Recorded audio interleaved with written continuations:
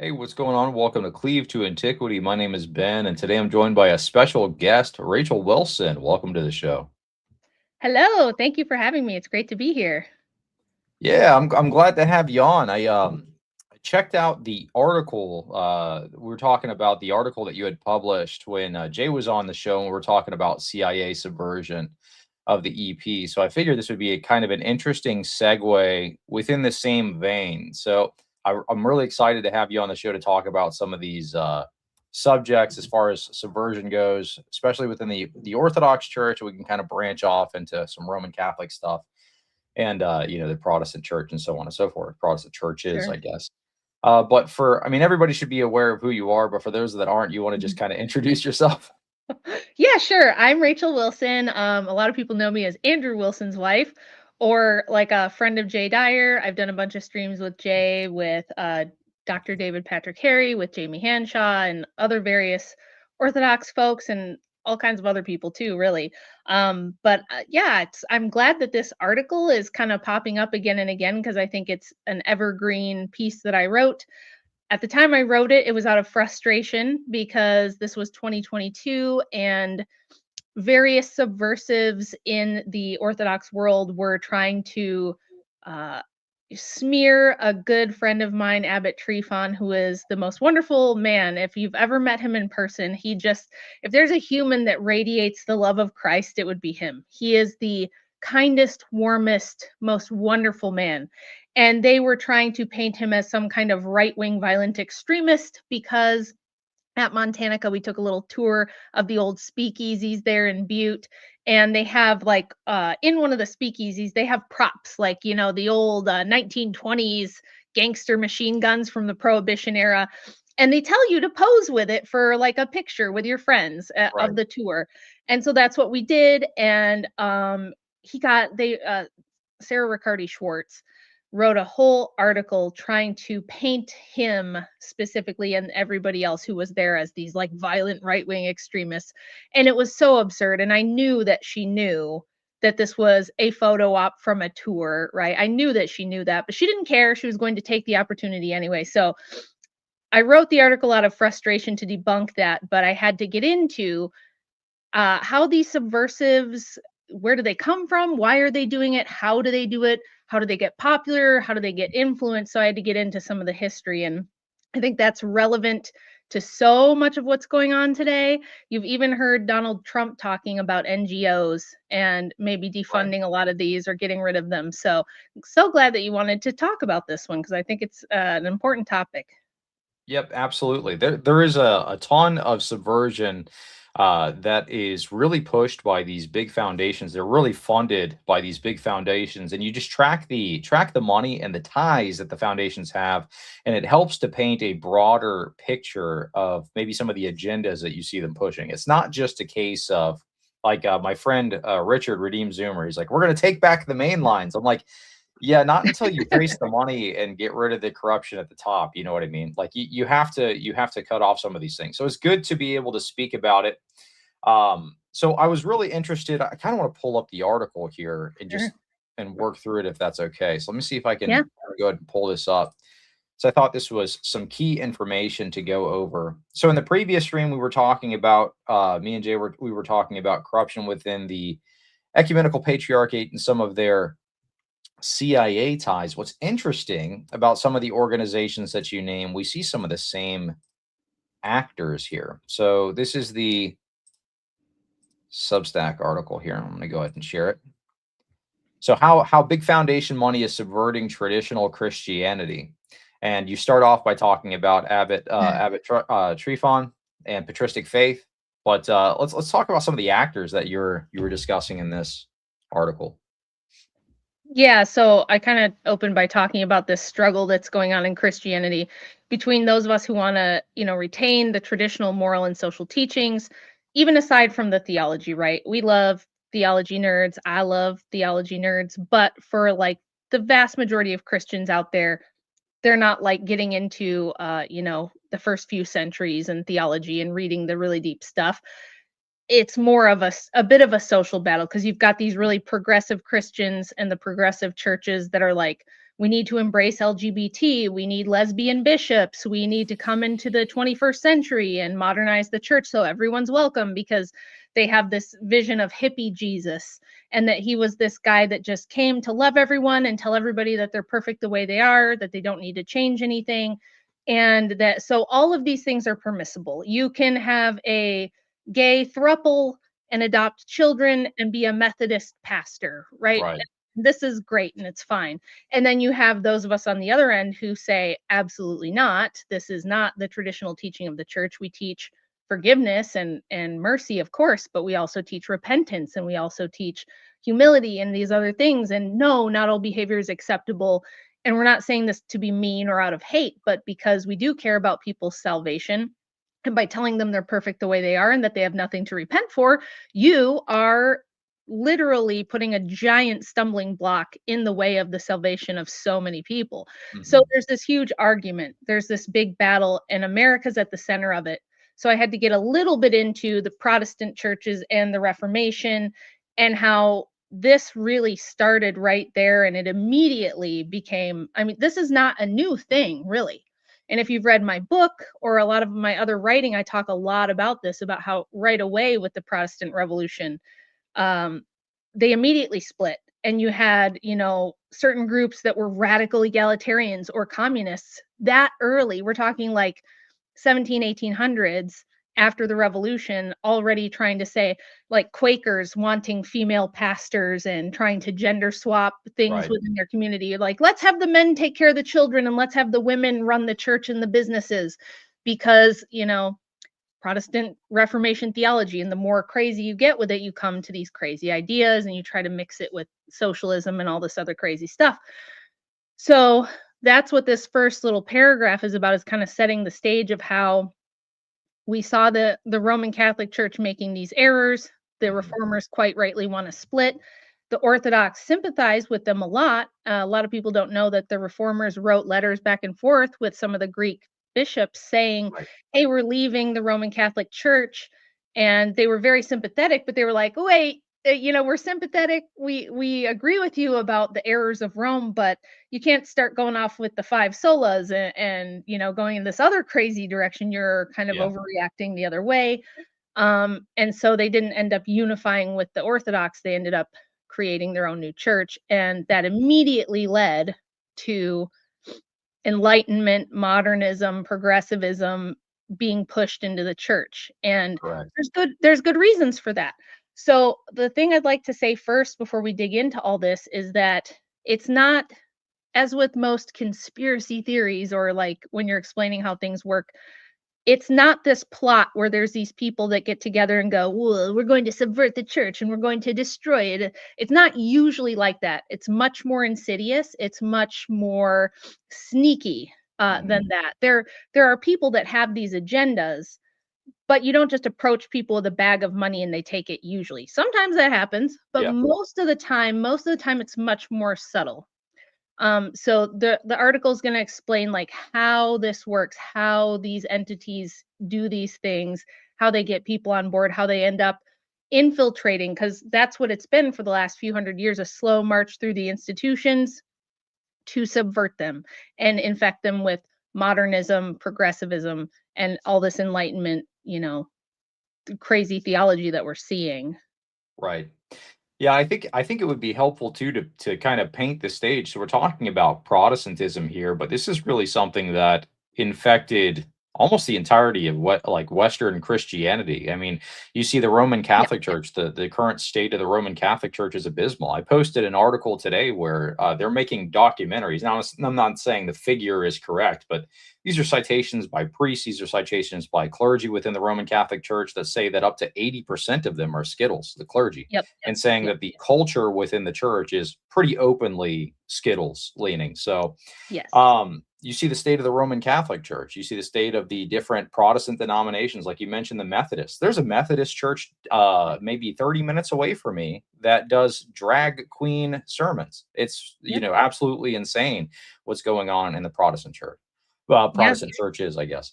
But yeah, the core thing here to think about is this doesn't just happen because of incompetence. This right, is this is something that like you said, is a little more insidious. One tie, I know we're going to get into NGOs, it's like a big picture piece. Typically, it is more than one external group applying pressure to make these changes happen. Sometimes you can tie it to an NGO, Sometimes you could tie it to maybe a government organization. Sometimes it's both. Sometimes it has to do with the influence, especially during the time of America's formation. The influence of Masonry was Yep. a huge deal, especially when the Protestant churches came over to America. Our first president was a Freemason. He was a member of the Episcopal Church. I talk about this quite often on the show. And if you were ever to read the document, the Alta Vendita, it talks about the dissemination of Enlightenment principles and liberal axioms. So this was kind of like a match made in heaven, Yeah. in the, well, maybe not heaven, but you get what I'm saying. This Yeah. is kind of like this is the ultimate kind of boiling pot for subversion in the West. And again, the Alta Vendita is a Freemasonic text that talks about subversion of the Roman Catholic Church, but it's multiple different external pressures that end up in these dramatic results. This isn't just the result of maybe they're incompetent or something. No, these people are very competent and they have an agenda. Yes. So Yes. Yes.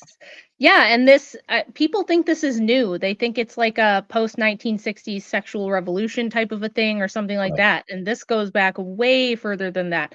That's why I usually start with Protestantism and the Enlightenment. Although you could go back before that and look at the medieval Roman Church and see a lot of this crazy stuff. Like Jay talks often about the hysterical, female saints and a lot of the crazy stuff they were doing. And it the liberalism stuff tends to follow degeneracy. So whenever there's like degeneracy creeping in, when you've got, priests who are being paid off, or you've got the German princes and their influence on the Roman church and how they had like, secret orgies and tunnels that went under the church and when you get this kind of debauchery going on, and you want to try to mix it in with the church. Why do you want to do that? Well, because the church is extremely powerful and influential, and it has the monopoly on morality.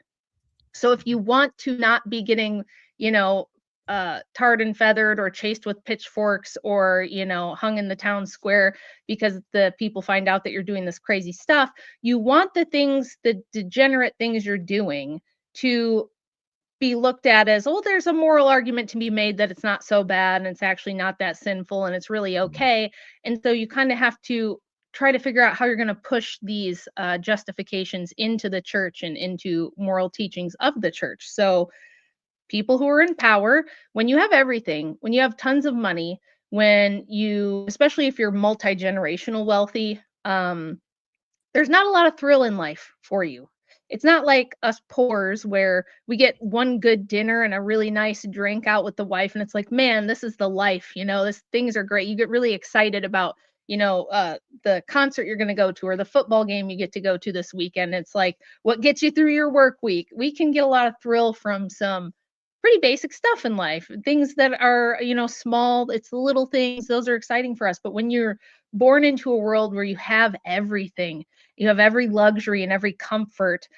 The reason I think the elites and those kinds of people throughout history have always turned to degeneracy is because they're bored. They have everything they want. There's no thrill left in life. So they either want to conquer and go to war, or they want to do debaucherous, degenerate things because that's where you get the excitement.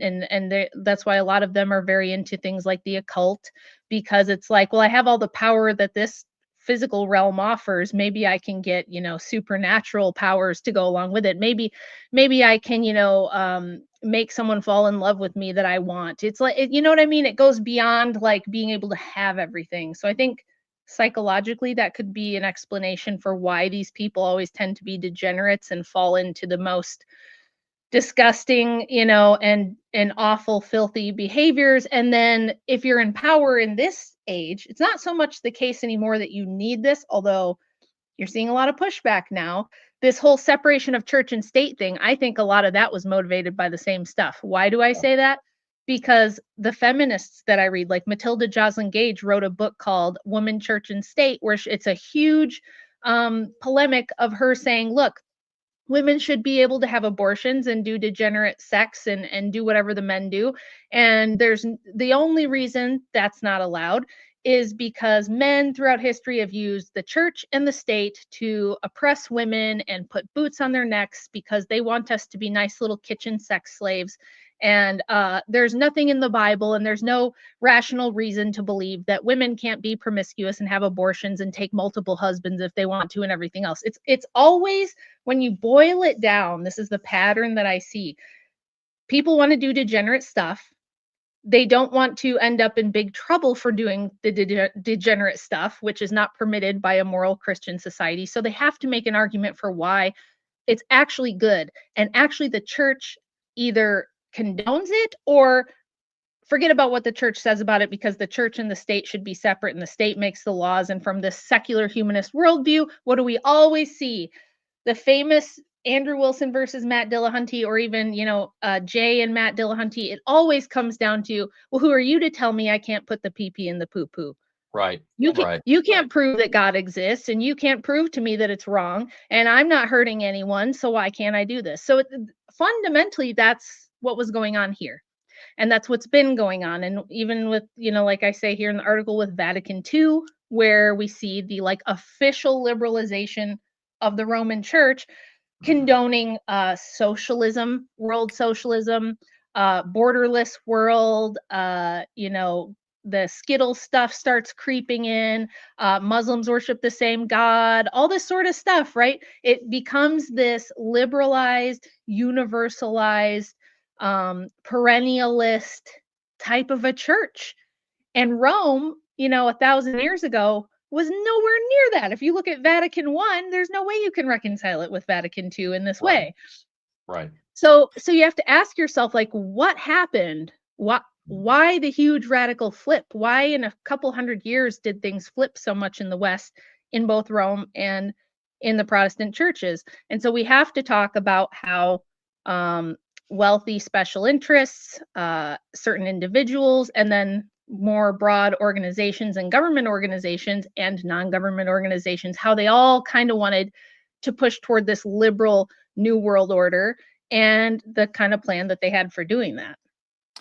Yeah, and I think it's key that you brought up earlier the separation of church and state. I was discussing the Alta Vendita just a moment ago. That's actually one of the one of the principles that they wanted to push forth to subvert the Roman Catholic Church.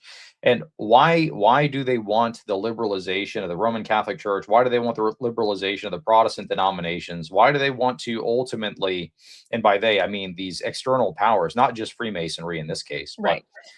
these external powers. Why do they desire this liberalization? Yeah, it is also driven by maybe their own personal vices, so on and so forth. But also, people that are engaging in this type of degeneracy don't tend to be pretty high T, fighting against evil type people. They're more easy to control. They're a little more Yeah. docile. They're a little Yeah. more flimsy.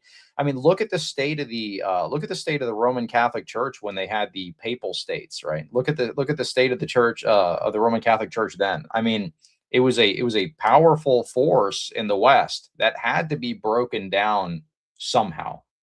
That Hmm. was that seems to be part of the goal. It had to be broken down somehow. And an easy way to break down a large institution is to corrupt its moral values.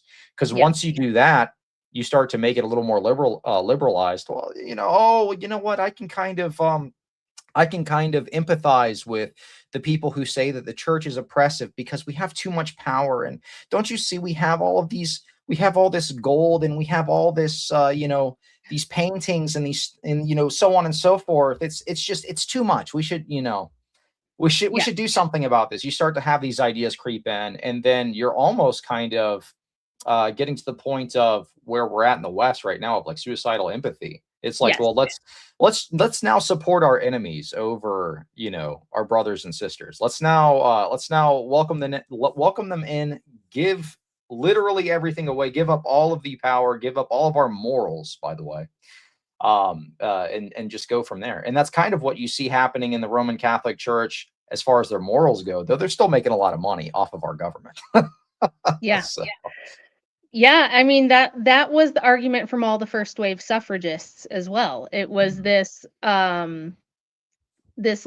taking an ahistorical view of things. So all of liberalism, but especially feminism, relies on framing history in a certain way that it never really happened. And what do you hear about the church from well-minded libertarian Americans, like the freedom and individualism type of patriot Americans, like even a lot of the MAGA folks fall into this category, where they're like, well, you can't go to, I don't go to a church. It's just me and my Bible. Yeah. It's just Yeah. me and my Bible, because churches are corrupt and churches are powerful. And, you can't, I'm not going to listen to no authority tell me. Why do I need the church to tell me what Jesus said? I've got the book right here in my hand, and it tells me, like an IKEA manual, everything that I need to know about Jesus. And it relies on this historic framing that says that everywhere there was a church, there was abuse of authority and corruption, that authority is the problem, that government's the problem, organized religion. How many times have you heard somebody say, I'm Christian and I'm spiritual, but I'm not religious, right? I don't like Right. organized religion. I love Jesus, but I don't like organized religion. And to be fair to them, on the one hand, they would read my article about NGOs and infiltration and how that works, and they'd say, see, this is what I mean. But that does not mean that the institution or having institutions or having normative authority is the problem. That's Right. not the problem.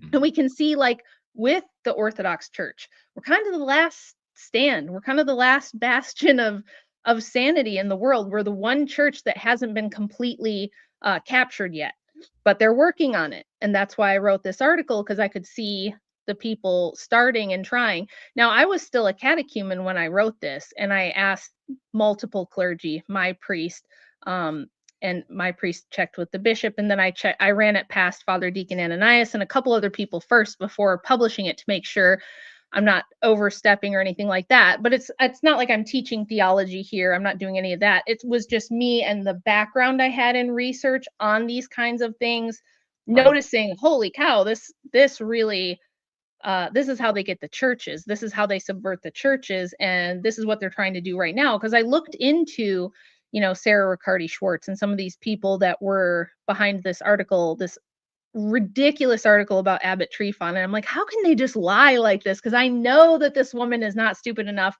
to believe that Abbot Trifon posing with a prop gun in a Yeah. speakeasy where we're look at us, we're 1920s gangsters. She knows darn well that that is not proof that we are a bunch of right-wing NAZIs and all this other stuff. But she doesn't care. She's going to take the opportunity anyway.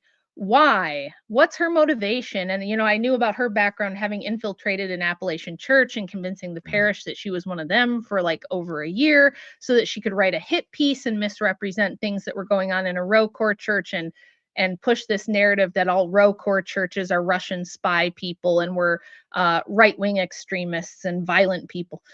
So I was like, let's look into this. Let's look into her. So of course I dig in and find out that her whole academic background is typical of what I find when I'm looking at people who are influential figures in institutional capture. And this would be, you can look at the CIA, you can look at the feminist movement, you can look at all the heroes of the LGBT movement, all the heroes of the civil rights movement. A lot of people know now that Martin Luther King Jr. was working for, various three-letter Right. agencies, things like that. It's almost always the case. Whenever you see a social revolution, Mhm. it's almost never grassroots. It's almost never just the people looked around and realized they were oppressed and they had to rise up and fight for their rights. It's never that. There's always a university, an NGO, some kind of organizational push behind it. And what they do is, like what happened in the case of Sarah Riccardi Schwartz, they go to a university. Universities are great for this. And who really started this, who spearheaded this as an idea, was the Bolsheviks. My second book is going to be a lot about this. The Bolsheviks, in the late 1800s in Russia, realized that they needed to radicalize larger portions of the population if they wanted to have a communist revolution in Russia. It was a pretty tough thing. Russia was pretty religious, and it was quite traditional, and it was much more old world and unaffected by liberalism at that point than the West was, for sure. So they actually worked with a lot of people in the West. They worked with a lot of Fabian socialists, and people like that in Western universities. So they go from Russia and be trained in universities in Germany, England, France, Italy, working with socialists, communists, people who had already had experience through things like the legacy of the French and American revolutions, these previous revolutions that they'd had, and taught them how to radicalize through universities. So the first thing they did was start offering scholarships to young women and pushing propaganda to get young women into universities. And see if this sounds familiar, you guys, to what's happening Right. right now with demonstrations against ICE and things like this that we have going on in our country. You see women all of a sudden at the forefront. You see women picking fights with cops, bombing places, doing acts of terrorism in the name of the revolution or in the name of overthrowing this oppressive authoritarian regime that they believe is trampling on the people's rights or whatever. So the Bolsheviks did this, and they got women into universities in large numbers. They would give them scholarships or free rides, and they'd say, "This is a great thing to do while you're looking for a husband. You can go to university, and then by the time you graduate, hopefully you can get a husband, and then you know have a family." Because they, at that point in time, the women weren't like clamoring to be boss babes yet, so this was the way they kind of framed it, as like, oh, go to university and get an Right. education, you can find a husband. And they would radicalize them once they were there and use them for things just like what they're doing right now. When you see these fat white liberal women trying to beat the crap out of ICE agents, and you're like, what on earth? Why would they do this? It's so crazy. It's because they go to universities and they get radicalized, and they're told that it's incumbent upon them to be in the front lines of the revolution. Why? Because the ICE agent doesn't want to shoot the the lady in the face. They don't want to punch women in the face. They don't Right. want to throw tear gas at them and take them. Now they'll have to when they're forced to, but look what even happens. Look what you can hit a guy with a car and half the country is going to go, "That wasn't nice to do to the lady. Sure, Yeah. she Yeah. hit you with the car, but that was a girl. How could you do that to a girl?" So it's very useful to push women to the front of these things. So Mhm. they'll find female college students like a Sarah Riccardi Schwartz who tends to have like maybe a left bias. The professors will notice when you enter into like your master's program and you're writing your master's thesis, you get chosen. If you've ever been through a master's or a PhD program, you kind of get picked for certain things, and they have to approve of your thesis, and then they help you with writing it, and then they'll critique it and all this sort of thing. This is a very good way to find out, okay, who is easy to radicalize, who already kind of has this revolutionary left-leaning bent, who has good ideas about where to push things. And what they'll do is they'll take those people, and I describe this in the article, and they will give them certain leadership positions upon graduating. So the Luce Foundation, the Henry Luce Foundation, Henry Luce was the founder of Time Magazine and Life Magazine and several other really influential American. He had a huge American media empire in the first half of the 20th century. He had tons of CIA connections, extremely powerful man, had lots of wealthy connections in places like China, super influential guy. And he Mhm. wrote his own op-eds about Americanism and wanting to push Americanism abroad and the new American century. If you guys know about PNAC or some of these organizations, these were the precursors to those things. And he and his wife engaged in espionage, all kinds of crazy stuff going on there that you can read about in the article. But what they would do is they would have scholarship funds, and then they would have like they would invent positions within institutions. So, Right. okay, we have this NGO, we have the Luce Foundation, and the Luce Foundation's stated goal is to spread democracy and freedom for. It's always something very altruistic. You'll never go to an NGO's about page and hear them say, "We want to sterilize women and knock the population down by about 50%." They Yeah. don't say that. So they have to phrase it in a way that sounds very altruistic and very Mhm. innocent.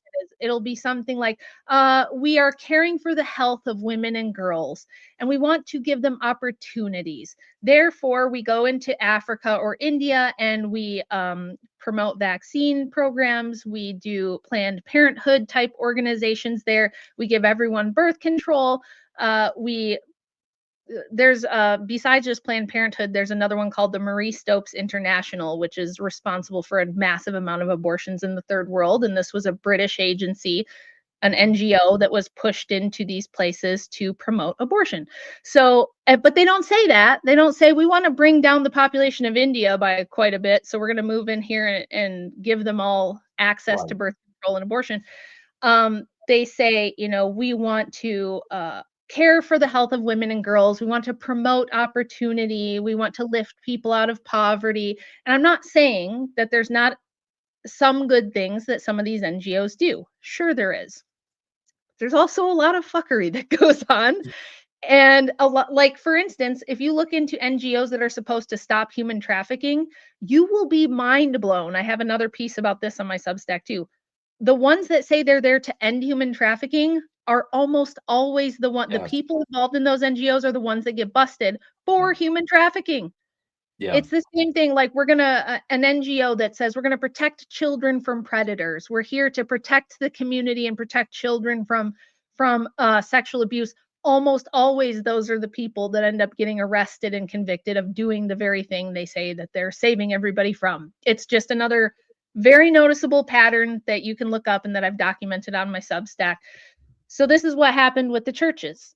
They wanted to liberalize it, and in my book I even talk about like the Rockefellers and some of the other big industrial families that they saw this as good stuff. They're not like nefarious people that necessarily want suffering. They just think they know better, so they're like, well, we don't like suffering, and these stupid Christians and these traditionalists, they don't understand what's happening.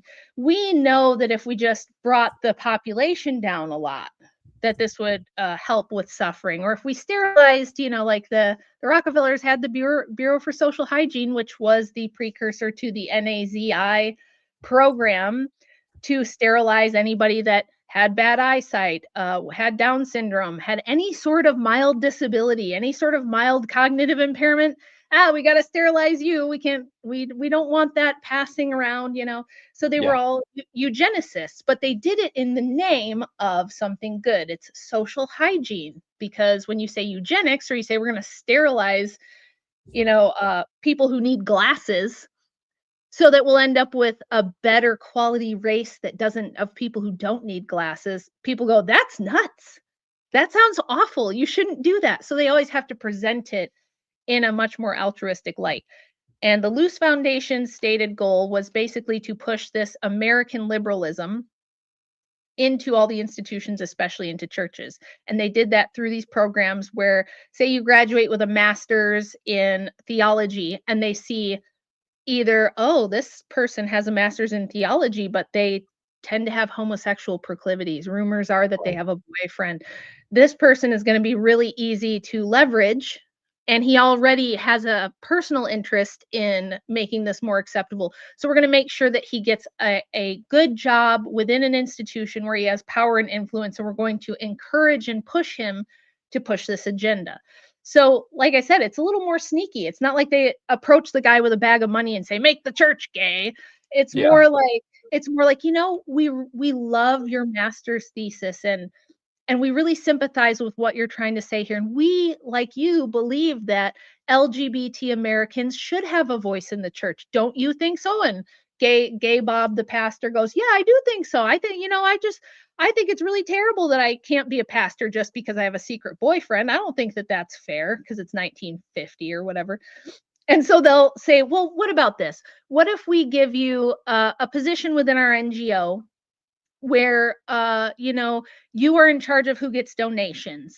So all these churches that need donations, they need state grants, they're applying for grant money through the NGO.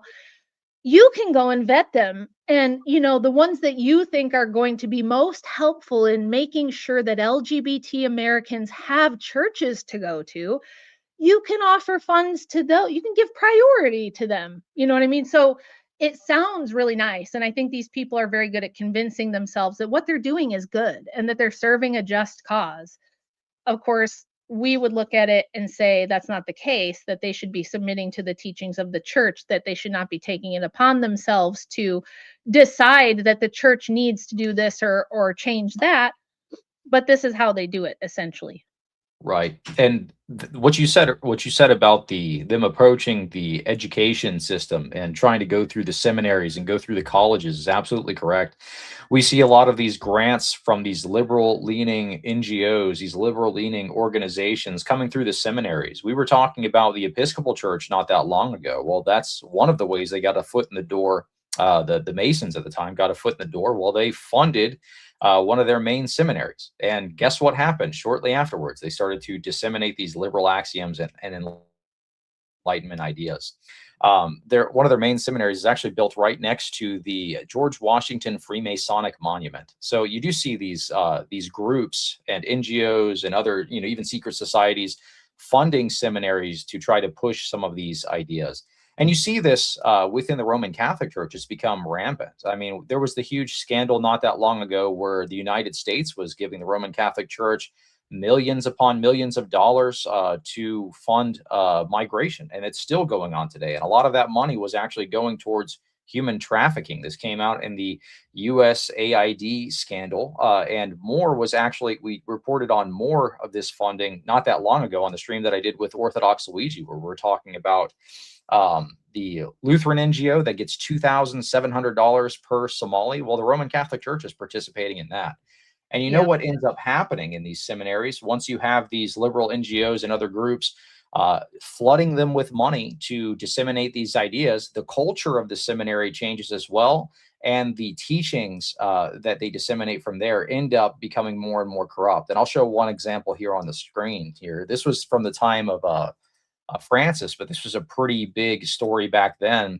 There were Skittles clubs run in seminaries. The former Pope Benedict wrote a entire book, kind of breaking down what he had noticed during his pontificate, and he published it posthumously. So after he passed away, talking about literal gay clubs run in these seminaries. Well, how do you get like that? Is it just because they're asleep at the wheel or something? No, it's because Right. people are flooding money into the seminaries because they're saying, we need funding. We need funding. Well, who's going to give us funding? Well, the people that want to influence what you're teaching.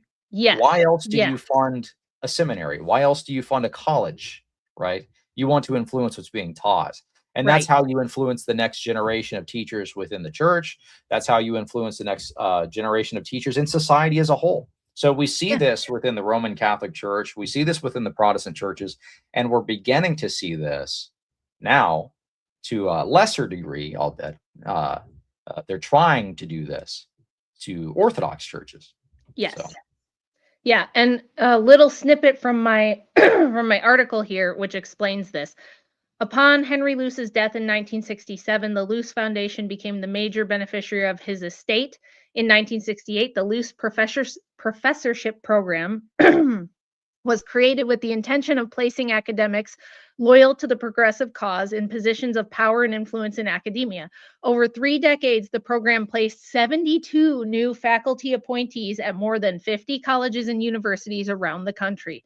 By 2005, the foundation was ready to launch the Henry R. Luce Initiative on Religion and International Affairs. This initiative was aimed at policymakers and scholars who informed them in order to influence domestic and foreign policy decisions.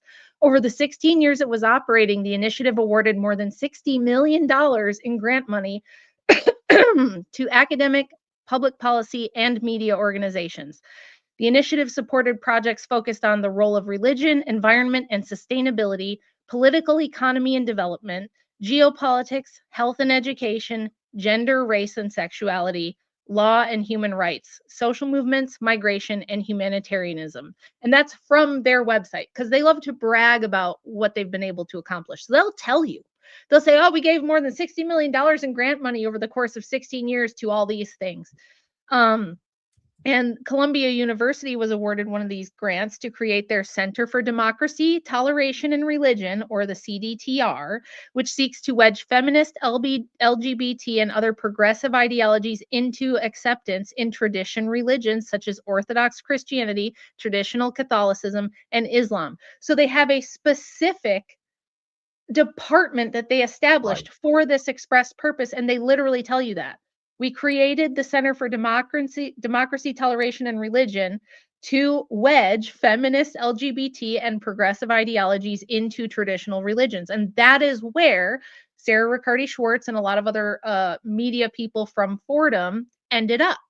They get recruited from wherever university they're at, and they say, we'd love you to be part of this, and they offer you a job and they give you money, and they say, this is the goal, and we think that what you've already been writing about and doing really fits the goal, and you'd be a great fit for us. And so of course they happily accept, and this is what they do. There's one more really important program, which is the Henry Luce III Fellows in Theology program. This one says that among the goals of the program are to foster interreligious dialogue and prepare future American Christian leaders for America's growing religious diversity. Barbara Rossing, professor of the New Testament at the Lutheran School of Theology at Chicago, used the Luce Fellowship to conduct research on the relationship between global warming and current religious notions of the apocalypse. Luce theology fellow Douglas Burton Christie's contemplative ecology project applied those teachings of early Christian monastic traditions to modern ecological problems.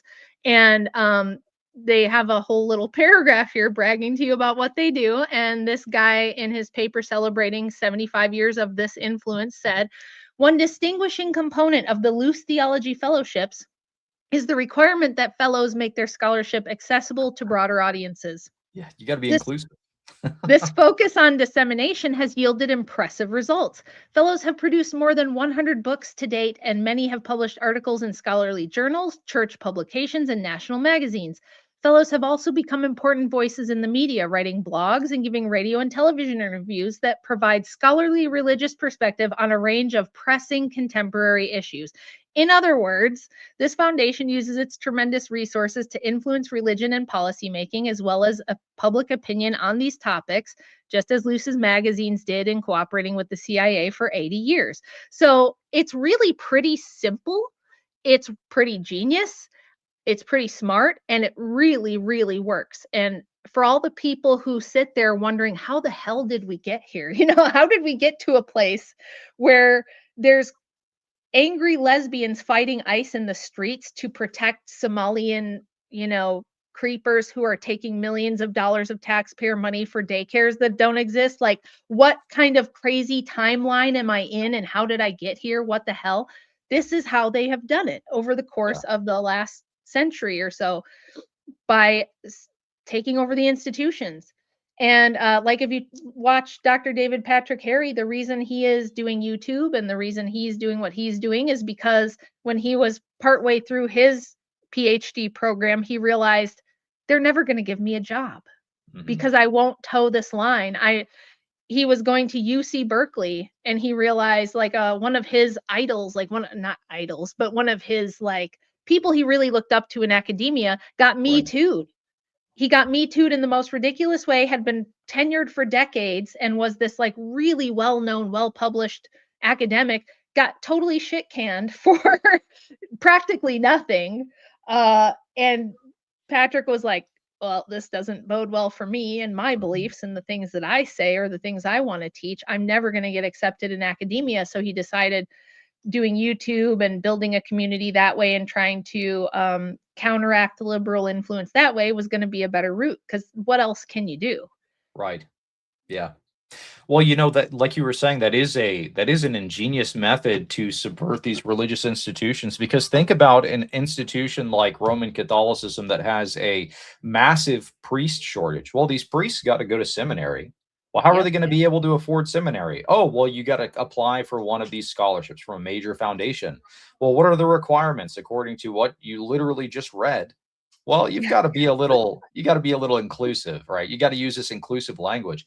We were talking about this 2 nights ago on my stream with Father Stephen DeYoung, and he was saying that when he writes for any kind of academic paper, academic book, he wants to get published in an article, so on and so forth, he has to use this kind of like tiptoey language. He was like, at one point, he had to use language that was like, in order just to get published, it was like organism of the female species or something. Like, it was like ridiculous, some term he had to use. And I was like, oh, well, you know what? I guess I'm a little bit of an academic myself, since I say Skittles all the time on the stream now. So no, but I mean, you get the point though. In order to get any kind of traction in any of these publications, in order to get any kind of traction in as far as applying for scholarships, you've got to kind of kiss the ring a little bit to the woke mob, and then you end up in a culture that is basically like what we just pulled up on the screen not that long ago.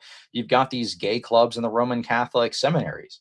You've Yep. got documentaries being made stating that the numbers are up to about 80% of Roman Catholic clergy being Skittles. Now, who knows if that number is completely accurate, but that's what they're publishing in these Yeah. documentaries. And this is by an openly homosexual Roman Catholic priest.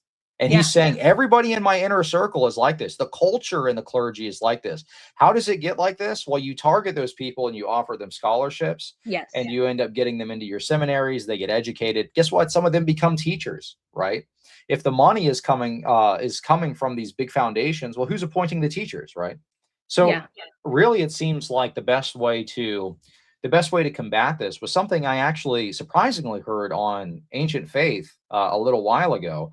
They were talking about in the Orthodox Church possibly moving away from a seminary system and going back to the way it is done in other countries, which is like a more of a local apprenticeship at your parish. So you become a deacon or something, and then Yeah. you study under the priest, and then from there you can be ordained, Yeah. rather than being shipped off to one of the what, three seminaries we have in America. How many do we have? Not that many. We've got Jordanville, we've got St. Vlad's, and then what's the other big one? There's one other big one. The name escapes me, but yeah, we have like 3. Yeah, right. So, And so it's not that hard for a large organization to try and target and tempt people with funds, especially if St. you are Tecons, yes. Bobby right. got it in the chat.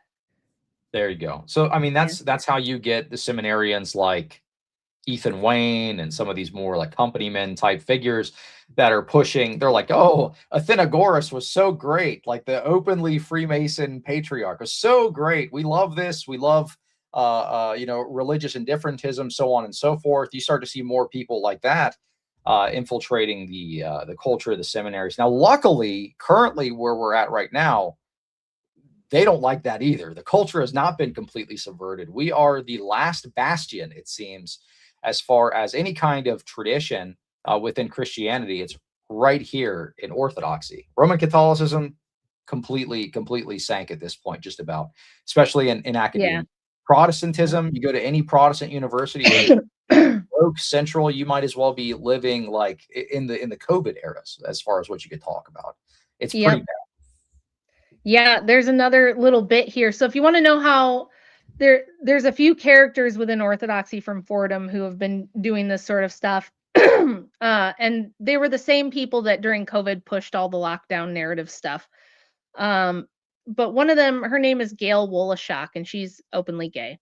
And she wrote a piece that I mean, she's involved in a lot of different Fordham projects, but one of them, she wrote this article and she said this: we need to consider as the church new questions that were not discussed until recently. In relation to sexuality, this will invite us to ask how far we should go in expecting people to ignore genetic inclinations. Are human beings just about evolution? Reproduction is the only real driver of evolution. Or are we also about relationship and communion?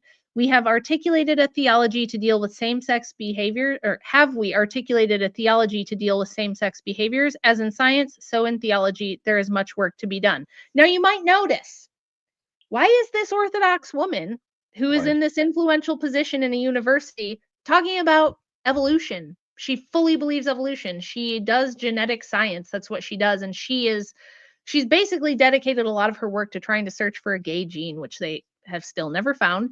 Right.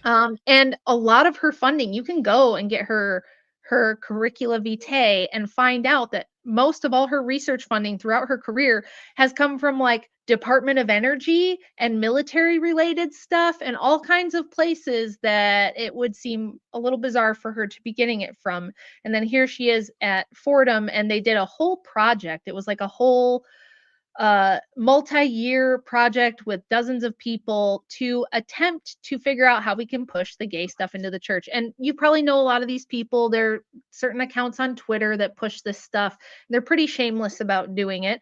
But here's this woman pushing, evolution and saying we have to figure out how we're gonna, we can't expect people to, she literally says, how much are we going to ask people to ignore their inclinations? Well, ma'am, have you never heard of the passions? Are Right. you not aware of how we deal with the passions, and that, these are not just inclinations. It's like I may have an inclination to do violence. Would it be fair to say, well, just how far should we expect people to ignore their genetic inclinations toward violence? Of course you wouldn't. Of course you wouldn't say such a thing. But for some reason, when it comes to same-sex behavior, as she puts it, we're supposed to believe that, again, based on this enlightenment idea, because she believes in evolution, that it's just part of science and it's just natural, and it's a victimless crime, and so we have to come into the modern era and figure out a way to be inclusive. You look at Sarah Riccardi Schwartz, and this is a little chunk from her website that she took down after I published this. After I published this article, it mysteriously disappeared from her website within a few days. And I said, the same attitude and agenda shows up time and again in Riccardi Schwartz's work, but you don't have to take my word for it. She'll tell you herself right on her website. In describing one of her latest projects, she says, within conservative forms of Christianity, such as Eastern Orthodoxy, women's roles have historically been monitored and minimized, with institutional hierarchs silencing the voices of women and members of the LGBT community. What does it mean to be a progressive female activist in a church that historically refuses to acknowledge her equality? How will conservative Christianity be transformed by women who are leading the way to create a new status quo in the Orthodox Church, one that focuses on inclusivity and intersectionality? This project will reveal how Orthodox feminist activists are pushing back against the hegemony of patriarchal Christianity, seeking not to upend tradition but to transform it, even through socio-religious transgression. Mhm. You couldn't be more clear. And this is classic gaslighting. This is people who represent wealthy, influential organizations like the Luce Foundation. They love to tell us that we're imagining a plot to infiltrate the church with far left ideology, while also telling us right in our face that that's exactly what they're doing. Right. So, Yeah, and one interesting thing about this figure, because yeah, it's outrageous what she's saying, but you can kind of trace this to the ties that she has to these institutions and where she publishes her work. So this person is publishing for Public Orthodoxy, the Schwartz person, Sarah Riccardi Schwartz. mhm. Now, we just had a recent scandal that was published in the same form by somebody who publishes in the same publication, which was the fake deaconess in training scandal that all the Roman Catholics were sending around.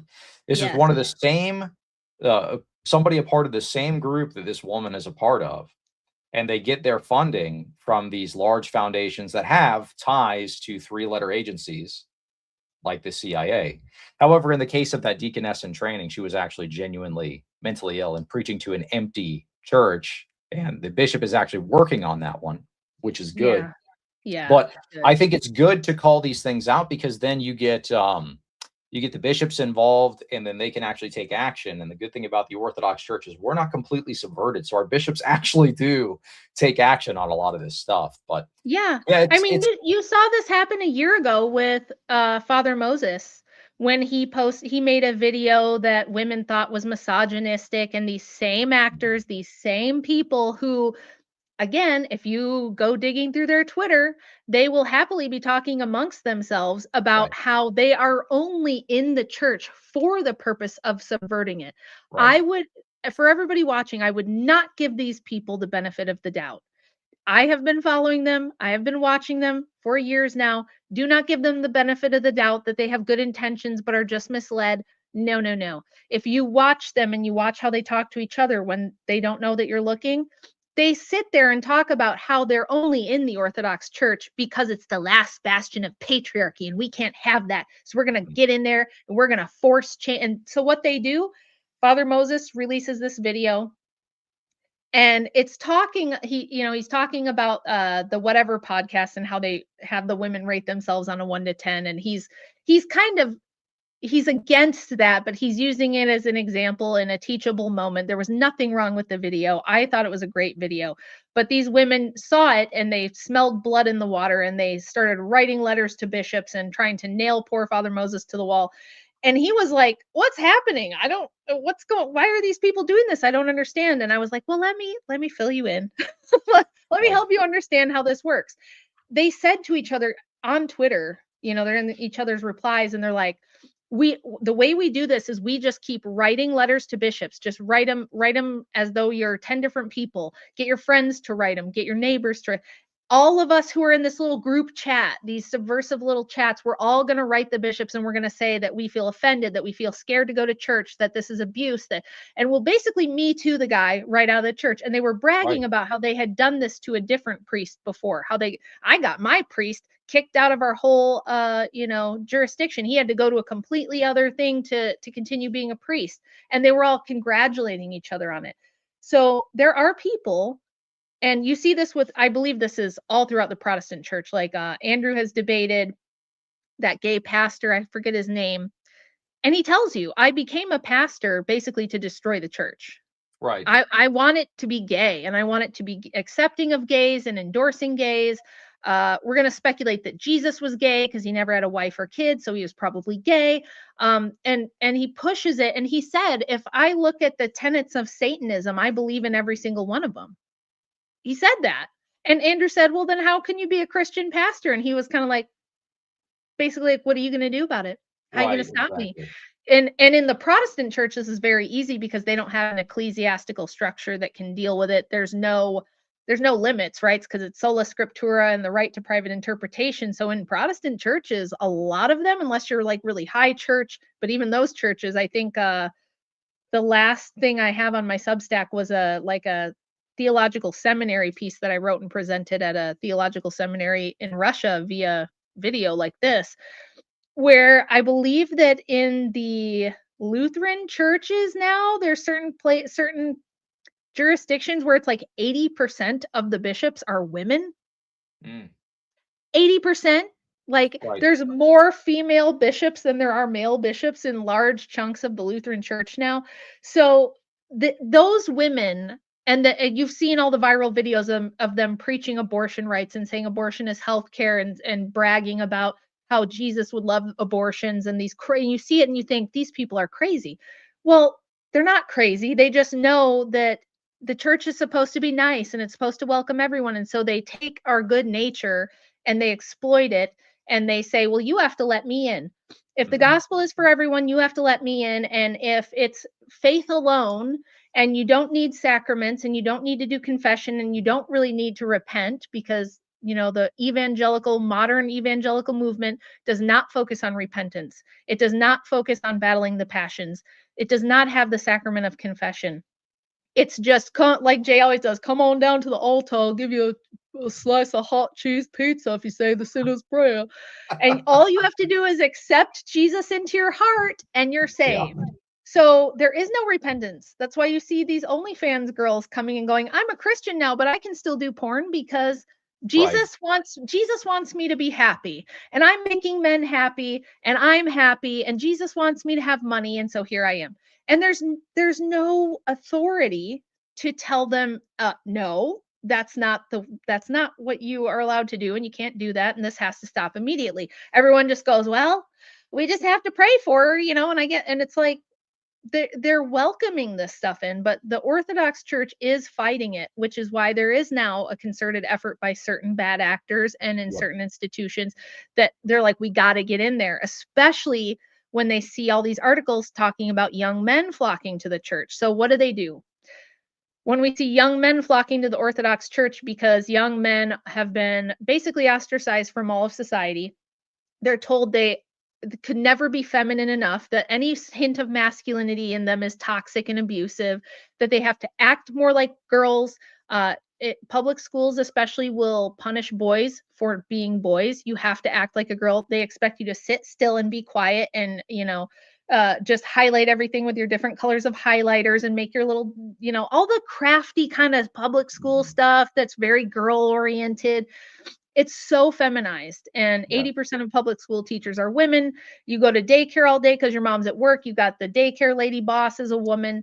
It, half of people are being raised by single moms.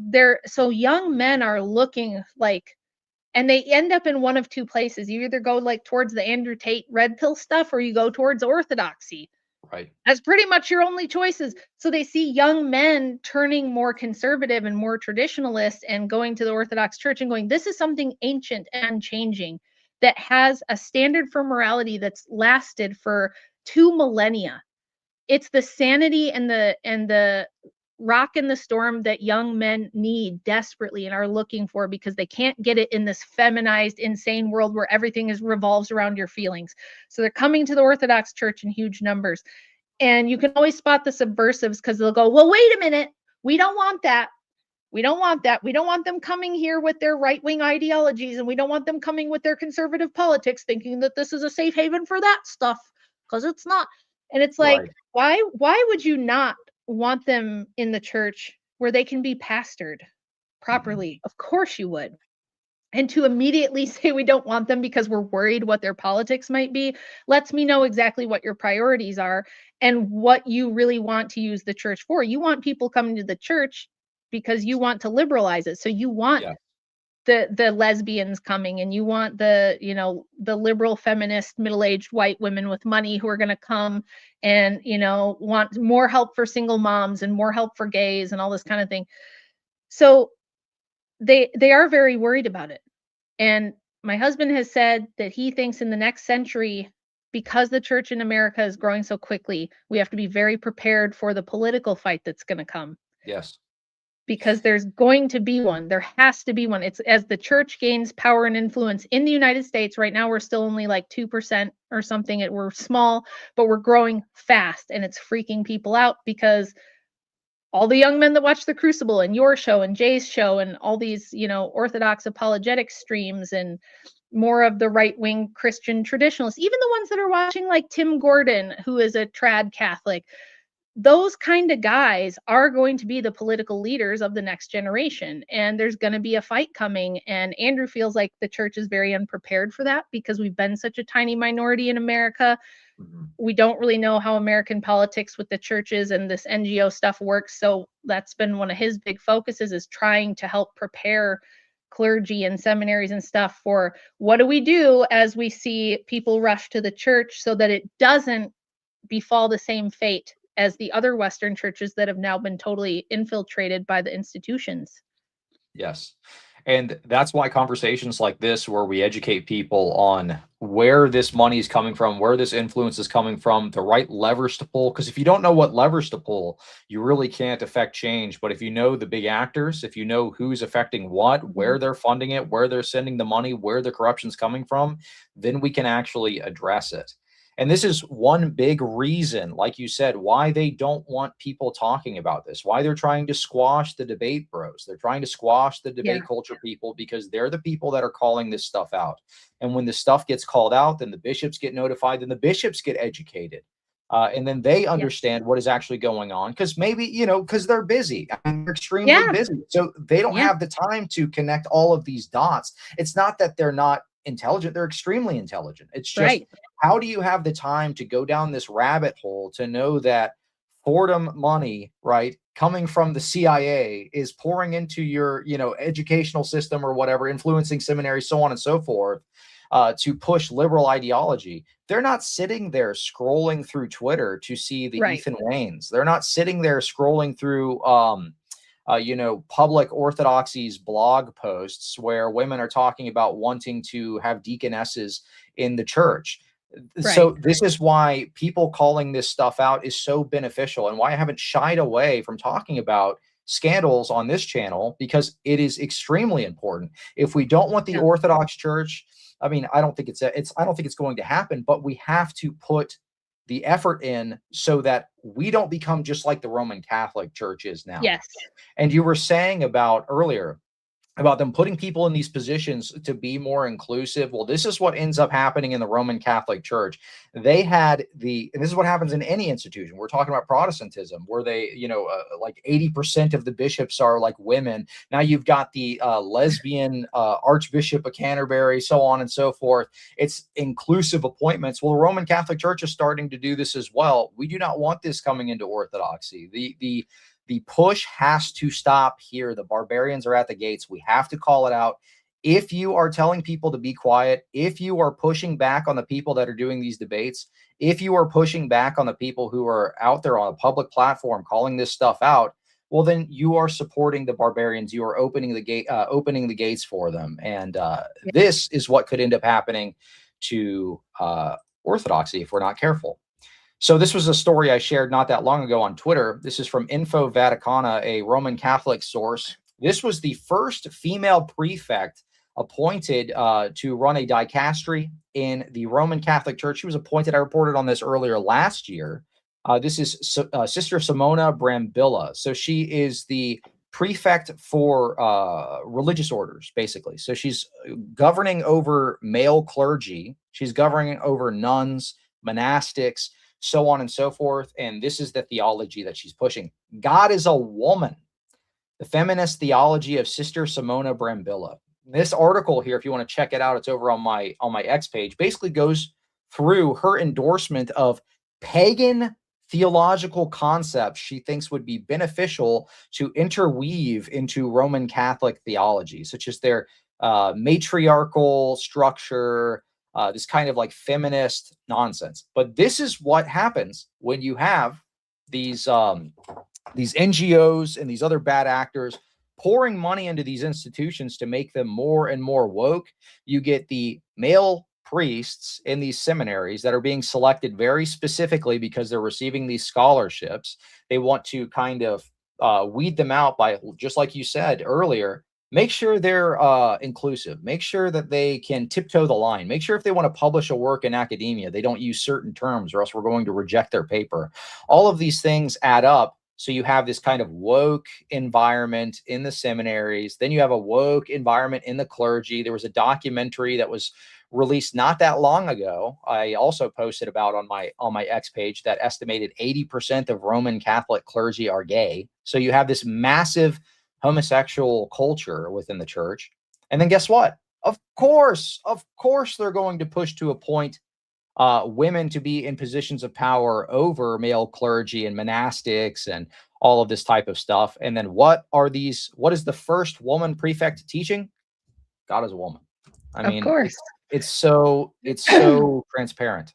Yeah, it's so predictable. And I mean, there's a hater in the chat spurging about me right now, which is expected. It's everywhere. It doesn't bother me. But if people, pushback I always get is like, well, if you're a woman and you believe in patriarchy, why are you here talking about stuff? Shouldn't you be in the kitchen? It's like, first of all, I'm always in the kitchen. Ask everybody in my house. I'm always in the kitchen, cooking, making stuff, baking things. I'm 45. I don't know if a lot of you realize I'm 45 years old. I've lived a whole lifetime before I started doing anything on the internet. My oldest child is a quarter century old. Okay. My youngest child is almost an adult now. So I've done that whole life. I've lived that whole life. I've been with Andrew for 18 years now. And why am I here? Because I know and understand how this stuff works. I see it. I've seen it in my own life, which I talk about all the time. And the problem is that the way things are now, when people like Cleve or Jay or my husband give any pushback on feminism, or Tim Gordon, who's a Roman Catholic, give Yep. any pushback on feminism, they get accused of being misogynists, Yes. of being, bad guys, hating women. Oh, you hate women. You just hate women. And those kind of stupid, baseless accusations just don't hit the same when they throw them at me. So if I contact a priest or a bishop and I say, I wrote this article, I think it might be really helpful for you to know what's going on. They're like, oh, because it's coming from me. Whereas if it comes from, a guy like Andrew, they're like, oh, I heard you're that mean smoking guy that goes on the whatever podcast and yells at prostitutes. Not true, but if people say it enough, like you said, they don't have time to like dig in and find out all these. They don't have time for that. So just the fact that I, as a woman, am here saying this does make a difference. I wish it weren't the case. I wish that I lived in and was born into a time where I could just garden and hang out with my cats and be a grandma now that I'm older and my kids are grown up. But that's not the time and place I was born into. And the Lord gives each of us a time and place best suited to our salvation and gives us things we ought to do. My priest wants me here doing this. So for anybody who's concerned, thinks that I'm boss babing or teaching. I have no authority over men. I never teach any theology. If I'm even discussing this sort of thing, I always have a male person with a blessing to teach or talk about these things with me on stream. So the reason I'm here is because sometimes in this day and age, it has to come from a woman so that you don't just get dismissed on the basis of, oh, you're a toxic male who hates women, and we're just going to me too you until you go away type of a thing. So that's why I do it. Right. Absolutely. Yeah. And that article was spot on. It was good. If you haven't checked it out, I'll include it in the description of this video. It's got a lot of key information. We covered a lot of it today in this video as well. Some of the NGOs named, some of the bad actors named. It is good information to be aware of so that you can see when you see these dumb trends popping around on X, like the, oh, I'm going to be a deaconess, or, you know, you've got like the Phoebe Center Yep. trying to push for women deaconesses in the Orthodox Church, and you try to trace some of the funding there. Well, they have ties to public orthodoxy as well. Where is public orthodoxy getting its funding from? Well, a lot of these people are Fordham people. A lot of these Yep. people have three-letter agency ties. A lot of these people are getting Yep. their funding from the same funding sources that help to liberalize the Roman Catholic Church. I mean, we were Yep. talking about this not that long ago on the stream with Jay, and I know Jay talks about this a lot as well. The CIA ties to the Roman Catholic Church in Operation Gladio. Yep. What's it? We can. You know what? Let me pause that. I'm going to address some of these super chats, but that would be an interesting pivot point to kind of talk about that a bit. But I want to get to Okay. some of these super chats real quick. Straight shot, $5. Why did the Western churches require slow subversion while the Eastern European countries went straight to mass murder? I mean, no offenses. What do you mean by that? You think that people only were killed in the Bolshevik Revolution and not in the West at all? Well, that's just Yeah. completely not true. I mean, there are tons and tons of wars and massacres and things that occur in the West. It just so happens to be that one that we're not really taught in schools anymore in the West for a very specific reason is the Bolshevik Revolution. You don't hear about this. Usually they Right. will skip over this part of history and move right into something else, or they'll report about this era specifically within the context of United States politics, and they won't actually dive into the persecution of clergy. They won't actually dive into the Soviet anti-religious campaigns, where they literally burned down the vast majority of churches in Russia. I mean, it was ridiculous. I mean, I did a video on this not that long ago that said, like atheism kills or something like this. And Yeah. the numbers were absolutely staggering. Six-figure numbers of deaths of just Orthodox Christians alone. It was Yes. absolutely horrific. Yeah, my next book is going to cover that. It's going to go really in depth with the Bolsheviks and then transitioning into the Soviet period and communism, and because there's two camps in feminism early on which have now merged into one. There was the liberal Western feminism, which was mostly about women being able to have money and property rights and voting rights, because it's the West. So we care about rights and women should have equal rights. And it was, the whole basis of the West was this egalitarian, uh, libertarian ethos. And then you had the East and you had Russia and all the places that kind of fell into communism, and they had Marxist feminism. And Marxist feminism didn't like the liberal feminism because they wanted to abolish property rights. They wanted to get rid of individual rights. They were going the completely opposite direction, yet they found themselves having a lot of the same goals, just for different reasons. And the good thing about this time period is there was no TV or internet, so everybody had to write each other letters. Everybody kept diaries. Everybody wrote pamphlets, books, and political tracts. And we have so much documentation of what the Marxist feminists and the liberal feminists were communicating about, talking about, the plans and the goals that they had and things like that. And they played a very pivotal role in the Russian Revolution, the Bolshevik Revolution, and the mass murder of Orthodox Christians. In fact, the person who orchestrated it was a woman and was a feminist. Her name was Alexandra Kollontai. I'm going to make her famous because almost nobody in the West knows about her. She was extremely influential. She was Lenin's premier top propagandist. She was also like a political liaison for Stalin. She was one of the only Bolsheviks he didn't kill, and nobody could find out why. I found out why. Mhm. I'm gonna blow the history wide open, and I'm very excited about it. And I have like all the documentation to prove it. I had to go to Russian sources and get help with translation and stuff like that. But I found out why, and it's gonna blow your mind. And if you want to know how our American universities are filled with Marxist feminists, the same ones that are out in the streets trying to fight ICE ICE Yeah. cops and stuff like this, it's because of her. She was the first to make abortion not only legal in any country in the world, but make it free up until birth and paid for by state hospitals. And it got so bad that they had 3 abortions for every 1 live birth within less than 2 decades of her policies being implemented. She was the primary persecutor of the church because she saw it as the major stumbling block to communist progress. She took the Alexander Nevsky Monastery over, robbed them. A priest was shot and killed. She stole church property to give it to the communists. Absolutely horrible. And there were multiple other feminist communists in the Eastern Bloc over the next half century, and their atrocities, no, almost no one's heard of them.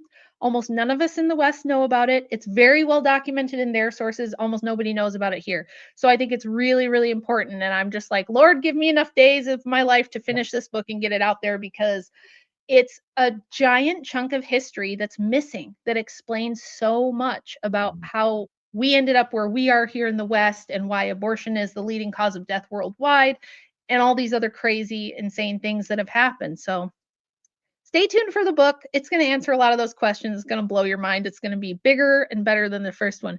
Bigger and better. Some say the best book ever. Nice.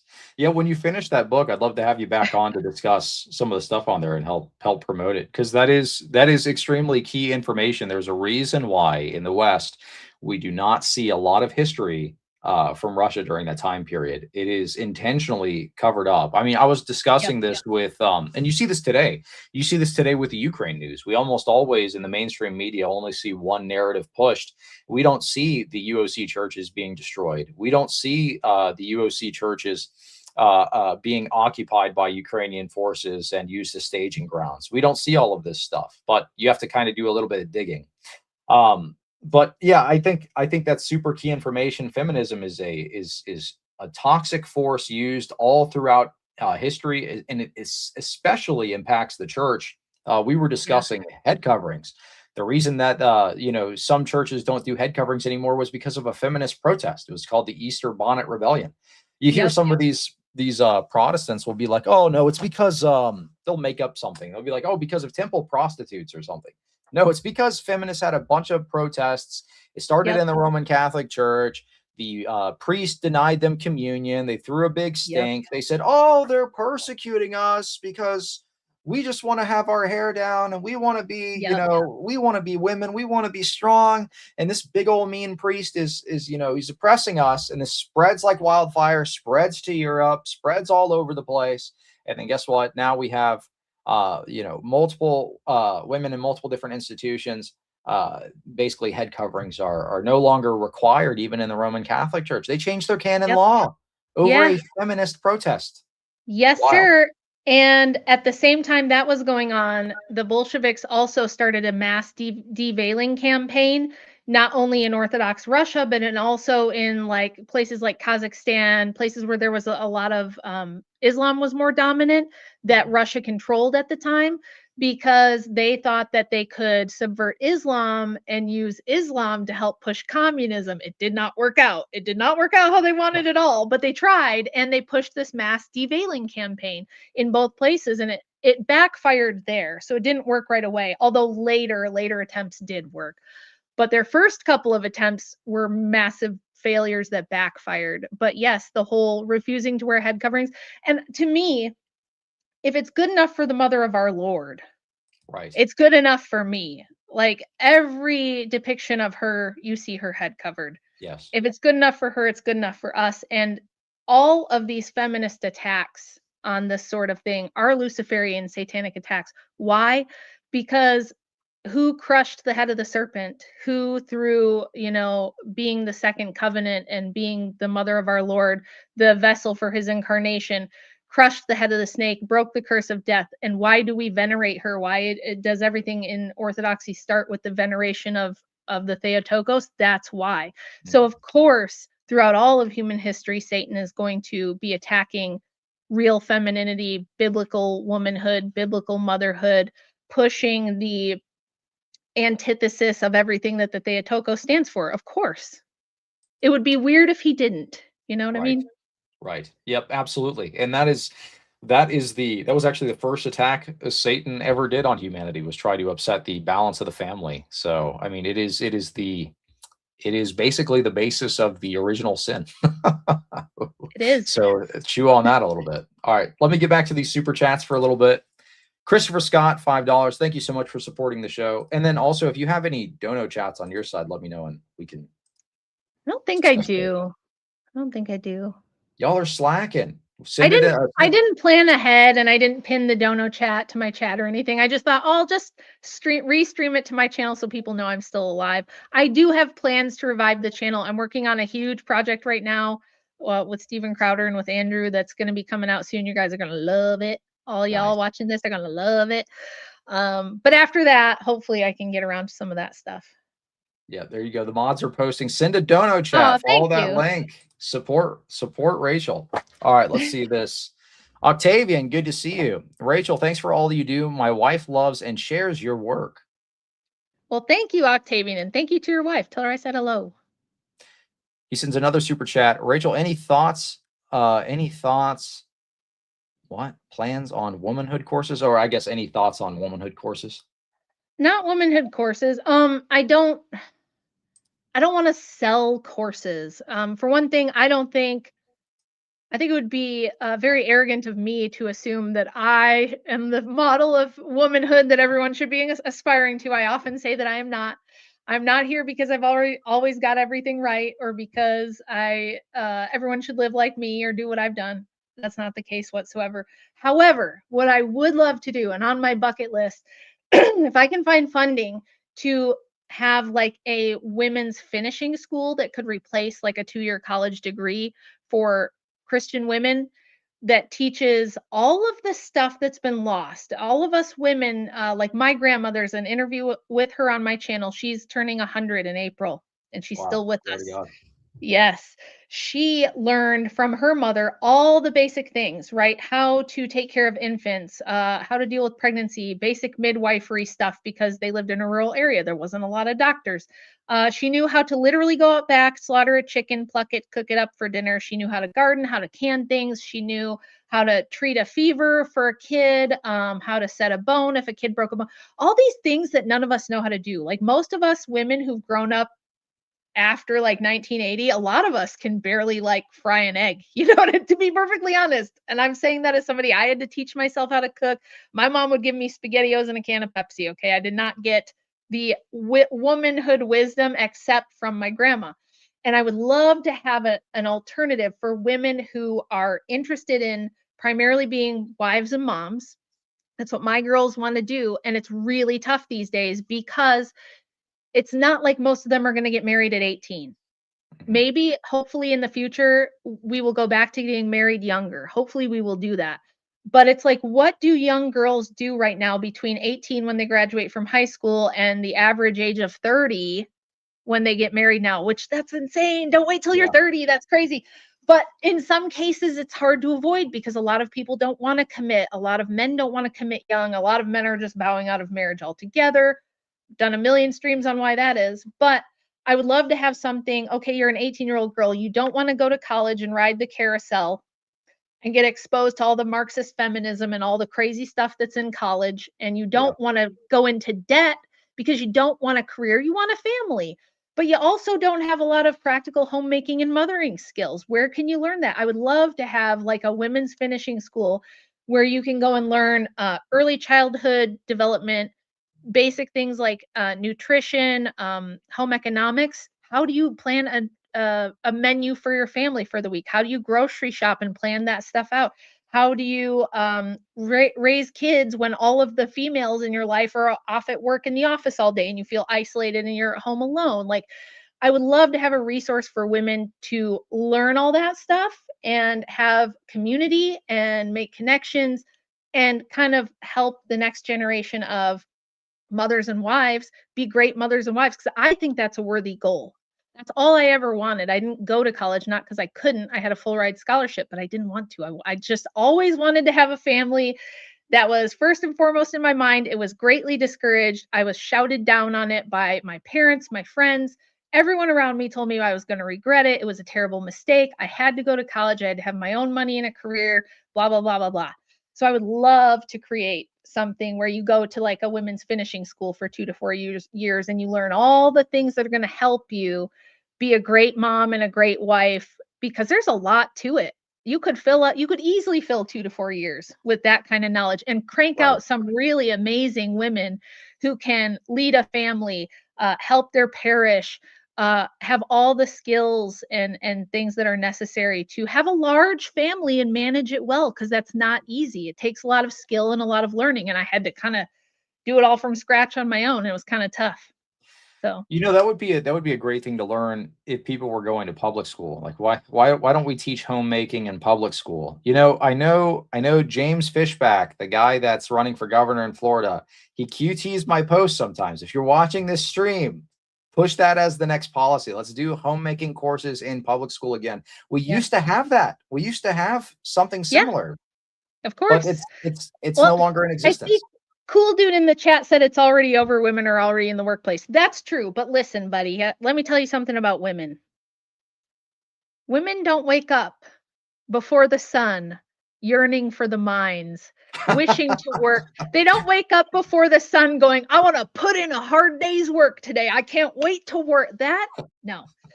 Women Right, have BS jobs. For the most part, the she economy of female jobs is BS, made up nonsense. It's mostly right, HR stuff, office work, they're retail managers. Sure, we have some nurses and some things like that, and that's great. And women have always had those jobs. But it used to be the case that once you got married and had kids, you quit the job. You left the job, and the single unmarried women or the widows or the older ladies who their kids are grown up and moved out, they do the nursing, they do the teacher jobs, whatever.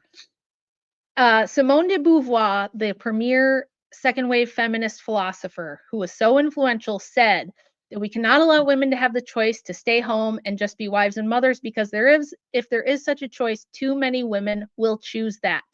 And I believe her. And I think she's right. And I think if you could make it cool again, make it acceptable, because this is a thing that even though it's very LARPy and I have a lot of issues with it, there is a counterculture now that's pushing back on the boss babe feminist stuff. And it's like, I'm going to be at home in my floral dress, making a sourdough starter, and I'm going to vlog about it. Okay, like I said, kind of LARPy, kind of right. missing the point a lot of times. I have some issues with it. But if you give women this option, most of them, and I know because I've been doing this for years now and talking to women all around the world, if you tell them, look, you don't have to have a career, you can do this instead. You can marry a good man and you can raise a family and participate in your church parish. They go, really? I can? Oh, thank God, because I did not want to be a dentist. And my parents have been pushing me to go to dental school, and I was going to do it. But I was just like, oh, I don't want to be a dentist, please. Right. Really, really, most women are not just like, oh God, I love a 12-hour shift. Give me Mhm. a 12-hour shift of hard work. I can't wait. Oh, let me go write my PhD paper. I just love it. Most women are not like that. And if they Right. do those things, they're doing the BS frivolous that, right, I'm going to write a PhD in gender studies, or I'm going to talk about the impact of the Real Housewives of San Francisco on feminist theory. It's always some nonsense shit. And if you gave them the option to do something like this instead, most of us have the natural inclination that that's what we would choose, and I do believe that. It's 100 years of propaganda and brainwashing. It's women growing up with Taylor Swift, Beyonce, and Kim Kardashian going, well, I guess I have to be sexy and I'm going to have to start an OnlyFans so I can pay for all the plastic surgery so that I look like a blow up doll. And then once I get enough OF money, I have to start a cosmetics company and sell lipstick because that's what the Kardashians do. And women are very monkey see, monkey do that way. Right. That's the bad news is that's how we got them like this. But the good news is we can totally propagandize them the other way. And if you Yes. give them another option, I'm not saying everyone's going to do it. And I'm not saying it's going to be overnight. This is a multi-generational project and it's going to take time, just like it took 100 years to get us here. But most women, if you give them the option, like, hey, you want to marry this cool guy who like takes care of you and pays your bills, and all you have to do is be a really good mom to his cute, adorable little babies, and you have baby cuddles, and like, some days you get up at 6 a.m. because the kids are running around the house, and some days you sleep in until noon, and it's a little crazy, it's chaotic, but it's meaningful. You have purpose. They're little adorable people that look like you and your husband. And you can make the sourdough starter, or you can, cook whatever you want. But you have freedom. Like, there's a lot about it that I could make the pitch and sell this to women. Like, yeah, I don't have a boss breathing down my neck. I Right. have Andrew. And he has expectations for me. He has things that if I just slacked off all day and watched soap operas, he'd be like, Right. "Woman, you Right. need to get off the couch and get to work." Yeah. But it's more like I get to decide what homeschool lessons we're going to do. I get to decide if, okay, we've all been stuck in the house for a week and the weather's been terrible. It's beautiful and sunny out. Let's all go to the zoo. And instead of doing paperwork for homeschool, let's go to the zoo, and each kid can pick their favorite animal from the zoo, go home and do a little report on it and tell me like 5 facts about the animal and da da da da da. You can find your own creative ways to have the life that you want with people you love and care about, that is meaningful, that is busy, and it's full of all kinds of rewards. And you don't have to pay income taxes on it. You don't have to pay some random lady to watch your kids for 8 to 10 hours a day while you go Yeah. and, write TPS reports for your boss or whatever. There are so many benefits to it, and it's just been demonized in the media to be like, "Oh, you're a empty-headed bimbo who couldn't hack it in the workforce, and now you're under the thumb of an oppressive man who wants you to be a sex bot." It's like, that's what they think it is, and that's not what it is. And being a stay-at-home mom and homeschooling your kids can be awesome and amazing and wonderful, and there's a lot of women online who are talking about it now. So, there's definitely hope. Don't you be black pilling about that stuff. Absolutely. And one easy way to help influence, you're talking about, women kind of monkey see, monkey do sometimes. One good thing about that is you can actually influence that at the parish level as well if you veil. Other women will start veiling if you veil as Yep. well. You'll Yep. notice this. I saw somebody in the chat was saying, "Oh, I go to, such and such parish and nobody veils. Woe is me." Well, you know what? Get your wife to wear a veil, or get your wife to wear a head covering, and then you'll start to see other people wear it as well. Especially as you Yeah, start to get more like the well known number within one the community. the number one DM I get when a woman will DM me, she'll say, "I've been watching your stuff, or all the ortho guys stuff, and I'm gonna go to an Orthodox church Sunday for the first time. Like, what do I need to know? And do I have to wear the veil because I'm afraid I'll be the only one?" It's really just that simple. They're Yeah. afraid they'll be the only one. It's the first time they've done it. It seems a little foreign to them, and they don't want to be the only person there doing it. Yep. And if other women are doing it, they do it. It's fine. They just don't wanna women aren't built like that, except me, because 'cause I'm very bizarre and weird, but, the Lord has his ways. But for most women, they don't wanna go against the grain and be the lone ranger and the only person doing something different. They want to feel like they're part of the community and like they fit in and like they're accepted and stuff. So, yeah, start wearing your head covering to church. And I have a sneaky way of buying pretty head coverings for women that I know for like Yeah. Christmas or whatever. Look at this here's a beautiful scarf that you can wear to church. And then they're like, "Oh my gosh, I love it." And then they wear it. Yeah. So, yeah, That was I'm a one of the things sneaky with my wife subversive too. too. I'm a sneaky subversive myself. Yeah, that was one of the things with my wife too. I was like, "Oh, you know what? Go ahead and go on Amazon, find a couple ones you think are really pretty, and Yeah. it works." All right, let's get back into these super chats here. Thank you for the $5 what's this? No comment though, but thank you so much. I appreciate you supporting the show. JB Pelter Rage. That was earlier when we were talking about the subversive stuff. Use this money for your minoxidil fund. Look, if you want, this is Oh, this is one of the no, we talk about this all the time. This is one of those things where the sneaky subversives are trying to feminize me because minoxidil lowers your testosterone. You guys are does it? trying to, yeah, you guys are trying to make me gay. That's what you're trying to do. So this is one of the sources of the foundation money trying to make conservative figures liberalized. So no, I'm just That's kidding. terrible. Thanks for the Boy support, boys are Granella. so mean to each other. I forget that the guys' way of, like, hanging out is to be ruthlessly mean to each other. I have Chase Haggard in my house right now, and Andrew's here, and Rob Knorr was staying here for a few days, and then Steven Crowder was here. And it's like all the men do the whole time is heckle each other about you're gay or you're Yeah. ugly or you're fat or something. And they're That's having the right. best time ever, you know. They're Yeah. just like laughing it up, but that's all it is jokes about how the other guys are gay, basically. So That was like I was texting Ubi Petrus not that long ago, and we're talking about the Elijah Yasi Alex Soren debate, and we said something like their argument is like you know hitting a pillow, like there's nothing to like actually dig into or something like that. And he said, yeah, you're absolutely right. It's like biting a pillow. I'm like, dude, I don't know about you, I don't bite no pillows like that, bro. So yeah, yeah. Ubi's another one that he's a blue collar guy, and you know, he has some jokes. He has some off color jokes, so I could see him doing that. Yeah. He's hilarious. I love Ubi. I do too. JB, OG communism was the initial trial. It failed horribly. Slow Western subversion was the pivot.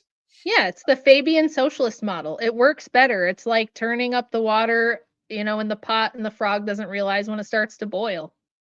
Right. Yep, and there's a reason that they don't cover this stuff in the West. It's because the same playbook's being run here, and we have just about the same actors with the same ties to the same historical institutions that are pushing for the same type of stuff that they did back then. So if you really start to dig into it, it becomes very obvious what's going on right now. People that don't know geopolitics, that don't know what happened during the Bolshevik Revolution, that don't know what happened during the Cold War on both sides, and where some of Yeah. these ties are, where some of these inroads were made. They are caught completely off guard by what's going on in the various churches and in the various political institutions. For instance, we were going to talk about this a moment ago, but I guess this would be a good time to kind of segue in. How much time do you have, by the way? Do you have to wrap up soon? I've got like another 20, 30 minutes, something like that. Be Cool. fine. So I was going to talk a little bit about Gladio. So this is something that Jay talks about quite a bit, but Yeah. what is interesting is during the Cold War is when the CIA made inroads, well, at the time OSS made inroads into multiple of these institutions. This is the same time that they made inroads into the Ecumenical Patriarchate, the same time that they made inroads into the Roman Catholic Church, so on and so forth. So Operation Gladio was stay behind units. Post World War II, basically, they wanted to put these stay behind units in these countries to make sure that they wasn't run over by communists. Yes. So they would raise up the locals, they train them, so on and so forth. But long story short, the OSS, when they were transitioning over into becoming the CIA, they needed funding. So what they did was they used this Masonic group, the P2 Lodge, as a Yep. kind of power broker between the CIA and the Vatican and the mafia, which is a crazy combination, but it's absolutely true. And you can read this in the Operation Gladio book. It was published by somebody who wrote for Wall Street Journal and a couple of other mainstream publications. So this is not a conspiratorial text. This is just geopolitical. This is declassified stuff that we're discussing here. But the OSS made inroads into the Roman Catholic Church, and they brought a lot of baggage with them. You have the same exact individuals making inroads into the Ecumenical Patriarchate. We talked about this with Jay, and it was roughly around the same time. The OSS makes contact to then Patriarch Athenagoras, who, guess what, happened to be a 33rd degree Mason. Okay, they make inroads with him. He says something to the effect of, "I have so many priests, so many." He was the, well, he wasn't the patriarch then. He was the archbishop at the time. He says, "I have so many priests, so many bishops. Whatever you need, basically give us the order. We won't ask questions. We'll get it done for you." Oh, well, guess what happens next? The ecumenical patriarch that was there at the time gets deposed, and then guess who's the new ecumenical patriarch? Oh, it's Athenagoras. Surprise, surprise! By some pushing from the OSS. And there was a decent article published by Matthew Namey, if you want to read more into that. That was actually, Matthew Namey is a guy that's been on Ancient Faith and things like this. So he's another relatively mainstream name, but you see the same actors kind of pushing in into both organizations. But that's one of the benefits of the Orthodox tradition is we are set up in jurisdictions. So even if one jurisdiction gets compromised by one of these organizations, it doesn't compromise the entire church as a whole. And I think that's one of the reasons that we have kind of become the last bastion. Obviously, that plus the protection of the Holy Spirit, but the Yes. last bastion for Christian conservatism in the world, basically. Yeah. Sorry about that. I had to let my cat in. If anybody follows me on social media, you know that's Kevin. He's always in my face. He's always up in my business causing trouble, but he was going to scratch and me out the door till I let him in, so now he's in. Yeah, But no yes, worries. it's crazy when you start investigating and reading and learning about this kind of stuff. You see intelligence agencies, organized crime, and then either government or church institutions always kind of overlapping and like working with each other. I think it's just because that's how power works, right? Yes. Like powerful people kind of tend to do that. They work together when it benefits them. They work against each other when they're like beefing over territory, resources, control of whatever. So it's not terribly surprising, but you do see that a lot. You'll see intelligence agencies and the mob like Yeah. in with whatever government agencies or sometimes churches and things like that. It's kind of crazy. Yeah. You know what you're starting to notice now, kind of a little bit off topic, is they're doing this big kind of No stochastic kidding. terrorism push. And you notice they all Oh, have the same background. They're all furries, they're all Discord users. Where are they grooming these people, right? They're grooming them on Discord, right? So yeah. it's Well, it's it's an crazy interesting time. because I remember my oldest daughter, who's like in her mid 20s now, telling me back forever ago, what's going on here? Telling me a long time ago, years ago, Mom, be careful about Discord because there's crazy stuff that Yeah. goes on in Discord. And I was like, really? Because I didn't really know what it was. This is probably like 10 years ago and it was pretty new. And she was like, "Oh yeah, you got to be careful. There's all kinds of creepers in there, and there's weird stuff that goes on." So I don't know how she knew that because she wasn't supposed to be on that stuff or doing that stuff, but she was pretty clever. So maybe she found a way around the parental controls or something. But like she was talking about her younger siblings. She was like, "Don't let them on Discord. There's crazy stuff that goes on in there." And I was like, "Thanks for the heads up." Yeah. We would joke back in because I was pretty active on the platform back in the day in more right-wing circles and later on into more religious circles. I ran the largest Protestant Discord server on the platform for a time. It was called Wow. Scripture Alone. I ran that with Dr. Reverend Mike. But I remember back when I was in the right wing, kind of like more alt right adjacent servers and things like that, there were feds everywhere. That was kind of the running joke. It was like, Yeah. oh, this guy's a fed. Oh, this guy's a fed. Oh, you've got the guy with the furry profile picture. He's a fed. Like he's talking about like, oh, let's take pictures of our guns. Like really dumb stuff. Oh, nice serial number you have there. Really like obvious.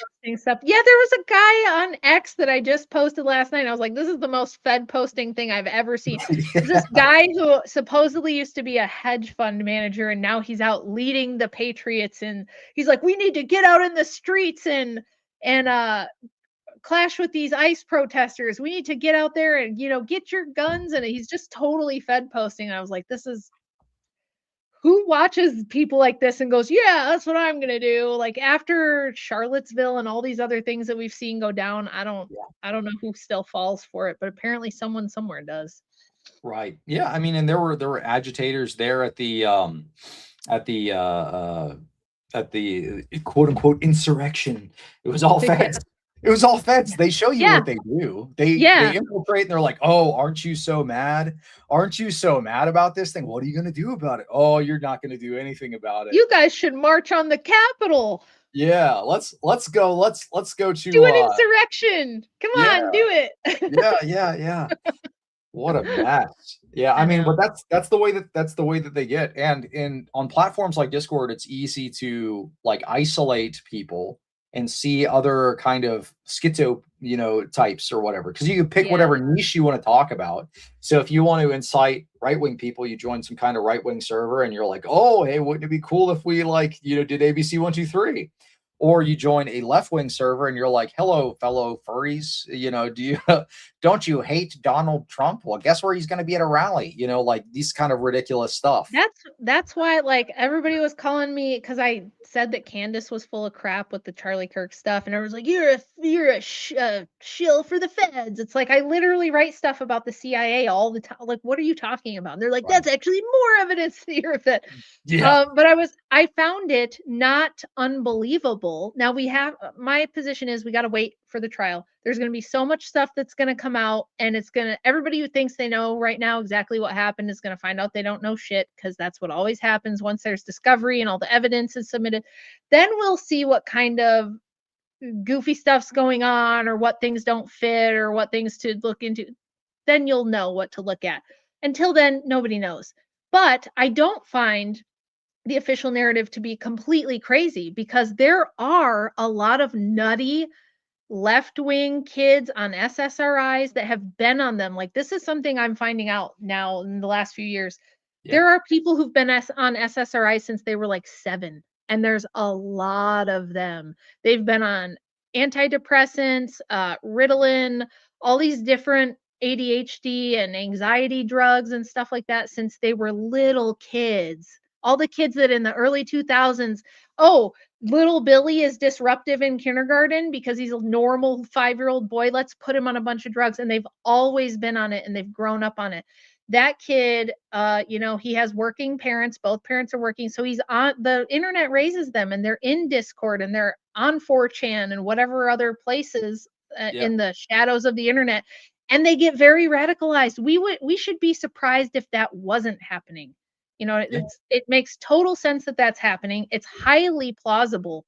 So I don't find the narrative to be like super unbelievable. I really don't. And if you've ever seen the way that these fruity people talk in a Discord to each other, the text messages between them I'm like, I've seen that kind of thing a lot.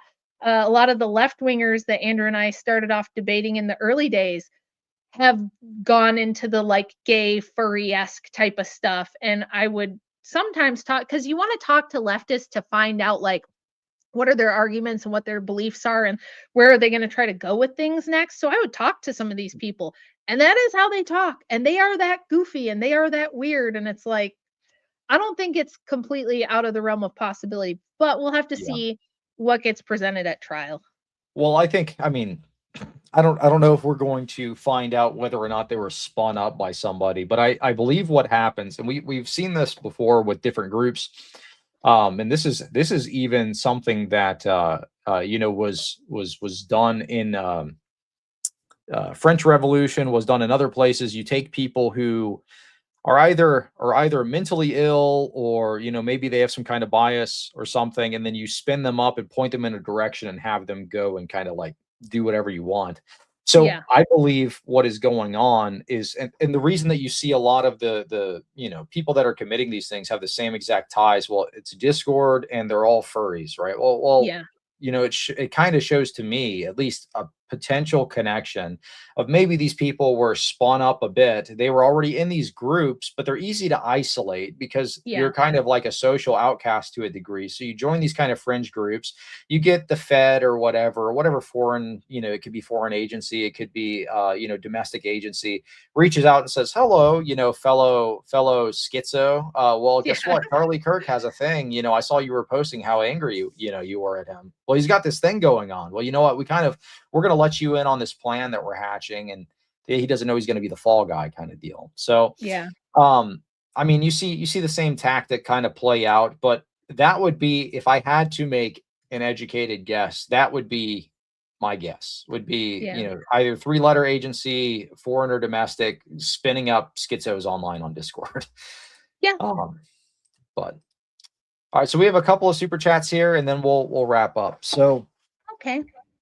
uh, what's this? When's the second book coming out, Rachel?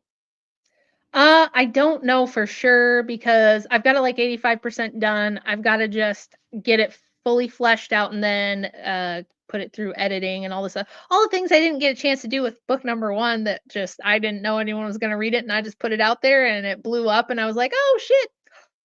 So we had to revise some things. Like if you look at my early reviews, they're like, there's typos and stuff. And I'm like, I didn't even have a proofreader, let alone an editor. Naughty kitty. So it's gonna take a while, but I want to get it out this year. I said that last year, but last year I got sick, my dad got sick, we moved across the country. It was pure chaos for all of 2025. So hopefully this year I can actually get it done. Any homeschool programs you recommend, Rachel? I have a couple of streams about that on my channel. So if you just go to Rachel Wilson on YouTube, I have a stream about choosing curriculum. It's got some links to stuff that I like and have used. It's got advice on kind of how to choose it for you and for your family. Because I never just did like one curriculum and just like worked through it every day. I feel like school shouldn't be like public school. I think if it feels like public school, you're doing it wrong. It should be I had 5 kids and they were all very different. They had different strengths, interests, different types of learning that they liked.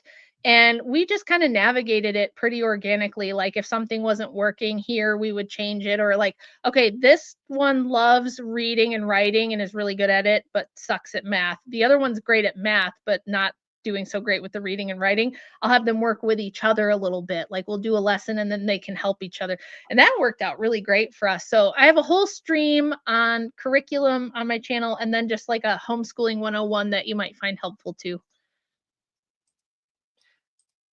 As a young guy, 21 years old, how do you find a submissive Christian woman who wants to stay home and happens to be Orthodox? It's like a needle in a haystack. They are too feminist. Well, sir, if I had the answer to that question, I would never need to do another stream because I would be rich. But I'm just There you go. kidding. I think the honest answer to that question is you got to find somebody who has like the basics are there. She has good bones, but you got to help her out. You got to guide her along. You got to like you're probably not going to find an orthodox submissive woman who wants to stay home. You're Right. probably going to have to find a Protestant girl who at least has not been around the block with 30 other guys, hasn't been indoctrinated through university, and she's at least like open to orthodoxy and willing to go with you. And then expose her to maybe some of my content, get her my book, I don't know, or just feel her out and see if she's somebody that will kind of follow you where you want to go, because there are women like that. Still there are still women who, if they find a guy they really like, they're like, okay, well, if my husband wants me to stay home and he has a good reason for that, I'll go along with that. Most of the stories I have heard now that I've been doing this for a while and I've had couples like come talk to me at events or send me emails or things, it's usually like that. Like this guy found a great girl. She was already in college and planning to do something, but she was a good woman, and she wasn't Orthodox, but she was totally willing and interested to go to church. He brought her to church, and now she's been convinced of the fact that it's not a waste of my life to stay home and raise kids. We're about to have our first kid, or we're already on our second kid now. So the reality of it is you're probably going to have to find a girl with good basics that you can kind of train. Not to sound weird, but yeah, you got to kind of train a good wife. Good wives are not born, they're made. It was that way with me, right? Andrew had to help me with certain things, and we grew together and became better wife and husband together. We weren't a great wife and husband when we got together. We had to learn things and figure it out. So I think it's going to be more like that. Mhm. Yeah, I agree. And I think one piece of advice that I would give you as somebody who's, I was in ministry positions before as a Protestant and kind of have helped young men. It's kind of my background. I used to run a men's mentorship program, would help people kind of get their lives put together, Christians, so on and so forth. But I mean, the things that I would give you advice on if you're looking for someone who's going to make a good wife is, first off, just try to find someone who will sometimes apologize when they're wrong. That is a Y- good basis because that shows that they have humility. If they're able Yes. to do that, they at least respect you enough to be able to follow your lead on some things. Then it's up to you to be the kind of guy that a woman wants to submit to, that wants to follow, that wants to learn from. So if you're not working that's a huge issue. Work on that. If your job stinks, work on that, right? If you're not in shape, work on that. Exercise, right? If you're not doing your prayers and living a very solid Christian life, work on those things, because the more you do that, the more they're going to want to follow you. And then also, one thing that I've learned is that they're more willing to they're more willing to follow what you're teaching, even if it's a difficult teaching, because sometimes you have to have difficult conversations and you can't be afraid to have those difficult conversations.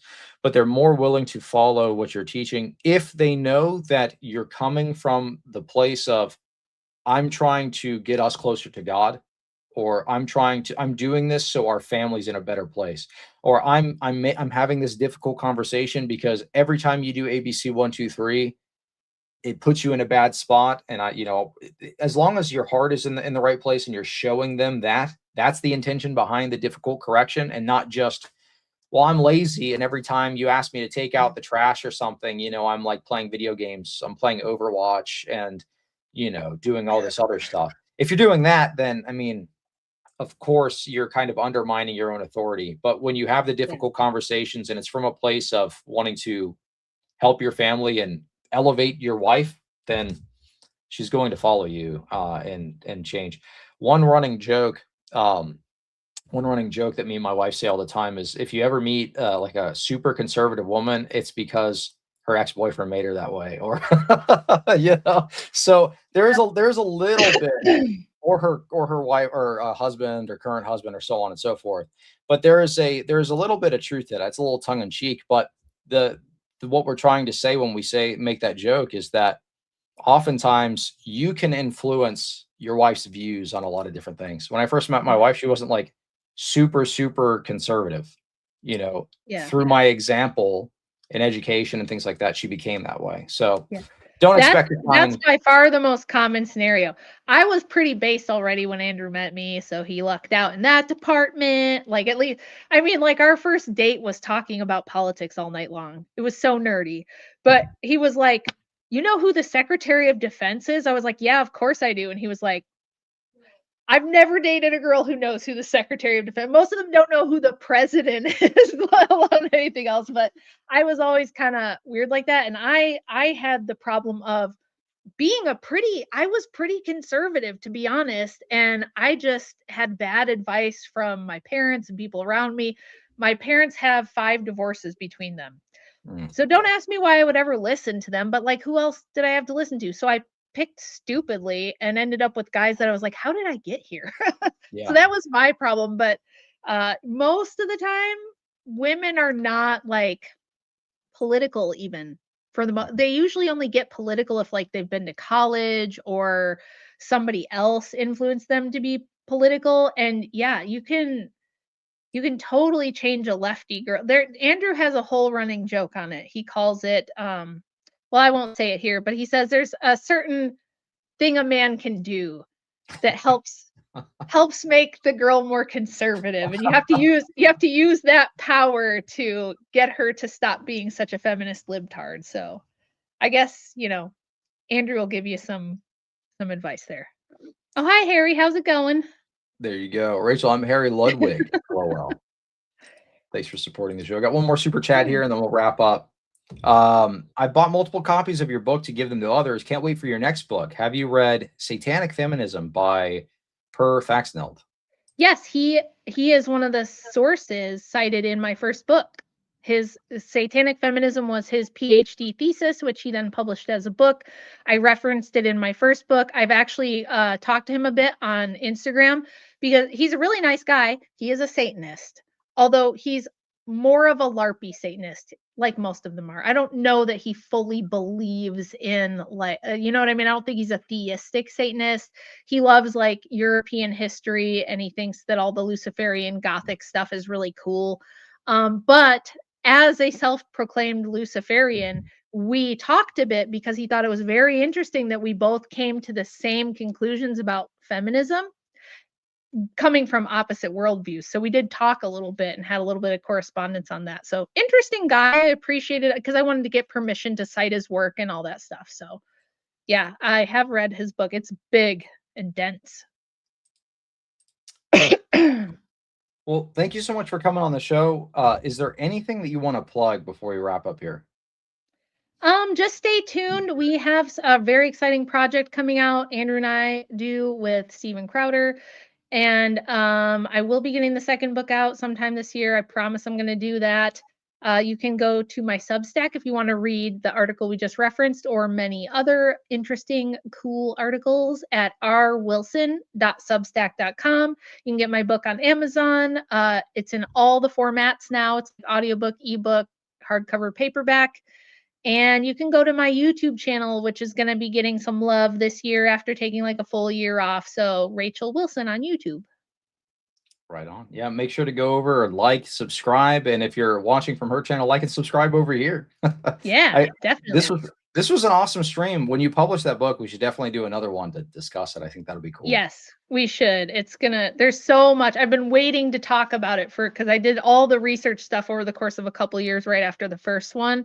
And it's just so nuts. I thought the first one had some cool stuff in it, but the second one is crazy. So I can't wait to start doing some streams and talking about it as soon as I get it finished. So maybe I'll put you on my editorial list of people to send it to for a proofread and get your feedback on it if you're Sure. interested. Yeah, that'd be cool. Absolutely. Yeah, I'd check it out.